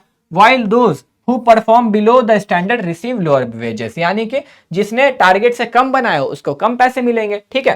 तो वही बोला जा रहा है, मानक स्तर के बराबर या उससे अधिक कार्य करने वाले श्रमिकों को अधिक मजदूरी तथा मानक स्तर में काम करने वाले श्रमिकों को कम मजदूरी दी जाती है। मतलब जितना ज्यादा आप काम करोगे उतना ज्यादा पैसा मिलेगा, जितना कम काम करोगे उतना कम पैसा मिलेगा, ठीक है। तो सारे हो गए, अब एक बचा जो मैंने स्टार्टिंग में छोड़ा, ठीक है, आ जाओ उसको देखते हैं अब, ठीक है। अब आता है फंक्शनल फोरमैनशिप। अब समझना है आपको सर, सबसे पहले तो फोरमैन कौन होता है, ठीक है। फोरमैन कौन होता है, फोरमैन एक ऐसा इंसान होता है, फोरमैन एक व्यक्ति होता है ना जो कर्मचारियों के किए गए कार्यों पे नजर रखता है कि ये कर क्या रहा है, उनके गलतियों को सुधारता है, ठीक है। ओके सर, फ्यूल ने क्या, सॉरी, टेलर ने बोला ना कि भाई देखो काम ऐसे नहीं होगा, मुझे पता है फ्यूल ने क्या कहा था, लेकिन मैं उसकी बात से सहमत नहीं हूं थोड़ा, ठीक है। फ्यूल ने बोला कि एक बंदा सारा काम नहीं कर सकता है, ठीक है, तो मैं क्या करूंगा, मैं ना 8 लोगों की टीम लाऊंगा, मैं क्या करूंगा, मैं 8 लोगों की टीम लाऊंगा, ठीक है। फ्यूल ने बोला कि मैं 8 लोगों की टीम लाऊंगा, उसको 2 हिस्सों में बांट दूंगा, ठीक है, 4 लोग इधर होंगे, ठीक है, 4 लोग इधर होंगे, 1 2 3 4, ठीक है, और 4 लोग इधर होंगे, यानी कि 8 लोगों की टीम को मैं 2 टुकड़ों में कर दूंगा, ठीक है।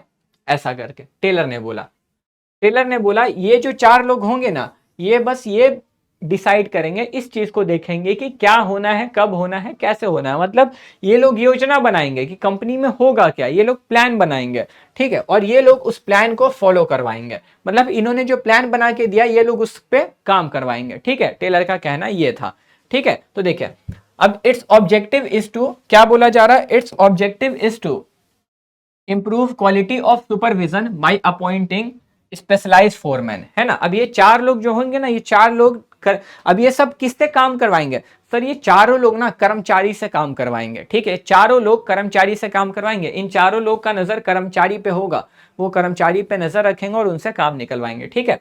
तो वही बोला जा रहा है, देखो अकॉर्डिंग टू टेलर के हिसाब से planning should be separated from execution, ठीक है। तो यहाँ पे वही कह रहा है कि देखिए इसका उद्देश्य, क्रियात्मक फोरमैनशिप का उद्देश्य विशेषज्ञ फोरमैन नियुक्त करके पर्यवेक्षण की गुणवत्ता को बढ़ाना है। टेलर के अनुसार नियोजन को निष्पादन से अलग रखना चाहिए, ठीक है, ये चीज। देयर शुड बी 8 फोरमैन, यानी कि टोटल 8 फोरमैन होने चाहिए, 4 इन द प्लानिंग, 4 जो है प्लानिंग डिपार्टमेंट में और 4 जो है प्रोडक्शन डिपार्टमेंट में, टू सुपरवाइज वर्कर्स इफेक्टिवली, ठीक है। तो वही बोला जा रहा है, देखो उसके लिए 8 फोरमैन होने चाहिए, 4 नियोजन विभाग में, 4 उत्पादन विभाग में, जो श्रमिकों को का प्रभावी पर्यवेक्षण करे। ठीक है, अब देखिए यहाँ पे आप यहाँ पे एक डायग्राम देखिए, इसी से क्लियर होगा। ठीक है, तो फैक्ट्री मैनेजर होगा, उसके अंदर ये दो डिपार्टमेंट बना। ठीक है, एक था आपका नियोजन विभाग, एक बना आपका नियोजन विभाग और दूसरा बना आपका उत्पादन विभाग। ठीक है, अब नियोजन विभाग के अंतर्गत ये 4 लोग आते हैं। ठीक है, देखो 4 लोग हैं ना, आप यहां देखिए, पहला इंसान, ठीक है, पहला, दूसरा, तीसरा, चौथा। ठीक है, अब ये उत्पादन विभाग के अंदर भी 4 लोग आते हैं, देखो यहां से लाइन टच है कि नहीं। तो अब इसके अंतर्गत भी 4 लोग आ रहे हैं, पहला व्यक्ति, ठीक है, दूसरा व्यक्ति, तीसरा व्यक्ति और चौथा व्यक्ति। अब आप देखोगे तो देखो 4 मिला के 8 हो रहे हैं ना, 4 और 4 मिला के 8 हो रहे हैं ना। हाँ सर, तो इन 8 लोगों को 2 भागों में बांट दिया, दोनों डिपार्टमेंट में। ये 4 लोग इस डिपार्टमेंट में, नियोजन विभाग प्लानिंग डिपार्टमेंट में, वो 4 लोग इस वाले डिपार्टमेंट में। और ये सारे लोग काम किससे करवा रहे हैं? श्रमिक से, वर्कर से, है ना। इसी को बोलते हैं हम लोग फंक्शनल फोरमैनशिप। ठीक है, अच्छा सर ये चारों लोगों के बारे में बता दो थोड़ा थोड़ा। आ जाओ, बिल्कुल। पहले हम लोग बात करेंगे नियोजन विभाग की, यानी कि प्लानिंग डिपार्टमेंट की। ठीक है, तो अब देखो हम लोग प्लानिंग डिपार्टमेंट की बात कर रहे हैं। ठीक है, अब हम लोग किसके बारे में बात कर रहे हैं? अब हम लोग प्लानिंग डिपार्टमेंट के बारे में बात कर रहे हैं। ठीक है, देखो तो सबसे पहला आता है प्लानिंग डिपार्टमेंट, यानी कि नियोजन विभाग। ये बस सोचने का काम करेगा। ठीक है, ये सोचेगा कि क्या क्या करना है। तो जिसमें सबसे पहला आता है इंस्ट्रक्शन कार्ड क्लर्क, निर्देश कार्ड क्लर्क। अब इसका नाम क्या है, पढ़ो ना, इंस्ट्रक्शन कार्ड क्लर्क, है ना, निर्देश कार्ड क्लर्क। यानी कि ये कर्मचारियों को निर्देश देगा, समझो तो ये उनको ऑर्डर देगा, आदेश देगा। ठीक है ना, कि क्या करना है भाई, कैसे करना है, ये सब सोच लिया, ये उनको बता रहा है। ठीक है, तो responsible for giving instruction about the work, कि क्या काम करना है, तो कार्य से संबंधित सामान्य निर्देश देने के लिए उत्तरदायी होता है। दूसरा रूट, रूट मतलब होता है रास्ता, है ना, मार्ग। तो नाम भी देखो, मार्ग क्लर्क, यानी कि रूट क्लर्क है, मार्ग क्लर्क है। ये उनको रास्ता बताएगा कि भाई जो भी काम तुमको मिला ना, उसको करने के लिए क्या रास्ते हैं, क्या स्टेप हैं। जैसे हर काम को करने के कुछ स्टेप्स होते हैं, है ना, कि आपको ये स्टेप्स को फॉलो करना पड़ेगा। जैसे आपको अगर मान के चलो, ठीक है, कि आपको फोन का YouTube ओपन करना है, तो आपके पास फोन को ओपन करने के भी कुछ स्टेप है। आप सबसे पहले क्या करते हो, फोन का पावर बटन दबाते हो, ऐसे फोन खुलता है ना। फिर आप फोन को ऐसे करके अनलॉक करते हो। ठीक है, आपने फोन को ऐसे करके क्या करा, अनलॉक करा। फिर आप ऐसे करके डेटा ऑन करते हो। ठीक है, फिर आप ऐसे करके क्या करते हो, अरे बंद हो जा, आप ऐसे करके यूट्यूब खोलते हो। ठीक है, तो ये स्टेप है कि आपको पहले फोन ऑन करना है। बिना फोन ऑन के डायरेक्ट यूट्यूब हो जाएगा? हाँ है सिरी, ओपन द यूट्यूब, लेकिन ये भी बोल देगा I need to unlock your phone. देखो है ना, अभी खुल गया, देखो मैंने फोन बंद कर दिया। देखो, hey Siri, open my YouTube. Unlock your iPhone first. देखा, ये भी जानता है कि भाई तुमको पहले आईफोन को अनलॉक करना पड़ेगा। समझ रहे हो, मतलब जो तुम बोल रहे हो वो संभव है, लेकिन तुमको उसके स्टेप्स को फॉलो तो करने पड़ेंगे ना। तो यहाँ पे वही है कि आपको उन चरणों का पालन तो करना ही पड़ेगा, उनके बिना तो हो ही नहीं पाएगा। तो भाई ये कुछ सीक्वेंस है जिसको आपको फॉलो करने होंगे। ठीक है, तो ये चीज। अब क्या आ रहा, third, time and cost clerk, समय एवं लागत क्लर्क, है ना। कि अब देखो हर काम को करने में समय लगता है ना, फिर पैसे भी तो लगते हैं। तो ये क्लर्क क्या डिसाइड करेगा कि किसी काम को करने में कितना समय लगना चाहिए और कितना खर्चा होना चाहिए। ठीक है ना, तो ये चीज बता के देगा। Determine the time and cost required for the work, कार्य के समय तथा लागत का निर्धारण।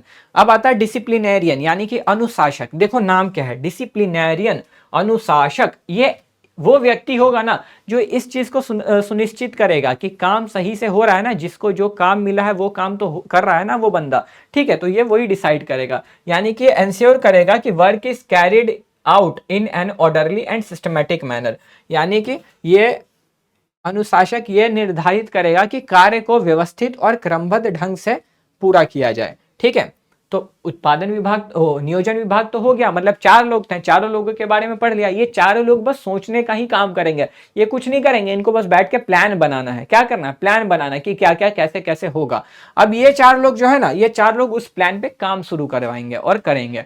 ठीक है, तो ये प्रोडक्शन डिपार्टमेंट है, उत्पादन विभाग है जो कि उत्पादन करना चालू करेगा, जो प्लान को फॉलो करेगा। ठीक है, तो सबसे पहले आता है स्पीड बॉस, गति नायक। अब नाम क्या है, स्पीड, है ना, गति। तो स्पीड बॉस है, तो भाई जो टाइम वहां से डिसाइड होके आया नियोजन विभाग से, जो समय नियोजन विभाग से, जो टाइम प्लानिंग डिपार्टमेंट से डिसाइड होके निर्धारित होके इनको बताया गया, ये उस चीज को देखेंगे कि जो काम उन्होंने जितने समय में बताया है उतने समय में हम पूरा तो कर पा रहे हैं ना, तो ये काम इनका है कि भाई ये इस चीज को ध्यान रखे कि जितने टाइम में जो काम होना है उतने ही टाइम में हो, ठीक है। दूसरा आता है गैंग बॉस, टोली नायक।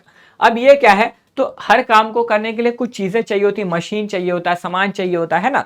तो ये जो टोली नायक गैंग बॉस होगा ना, इस चीज को सुनिश्चित करेगा कि भाई हर काम को करने के लिए बराबर संसाधन है। मतलब अब शर्ट बनाने के लिए मशीन चाहिए है ही नहीं, तो ये उस चीज को ध्यान रखेगा कि भाई काम करने के लिए मुझे मेरे संसाधन मेरे पास होने चाहिए, यानी कि काम को पूरा करने के लिए वो रिसोर्स मेरे पास होना चाहिए, ठीक है। तो अरेंज करेगा machineries, tools and other resources, ठीक है। तो यही चीज। अब आ रहा है रिपेयर बॉस। रिपेयर बॉस मतलब मरम्मत नायक। मरम्मत नायक क्या करेगा भाई, रिपेयर बॉस ध्यान रखेगा कि देखो आपको जो है ना, ठीक है, आप अब मशीन है, कंपनी में मशीन है, तो रिपेयर बॉस रिपेयर करने का काम करेगा कि अगर कहीं मशीन खराब हो गया, मशीन नहीं चल रहा है, तो उसको रिपेयर करना, उसको मरम्मत करना, ठीक है। तो सिंपल वही चीज है कि भाई देखो मरम्मत कर दिया आपने।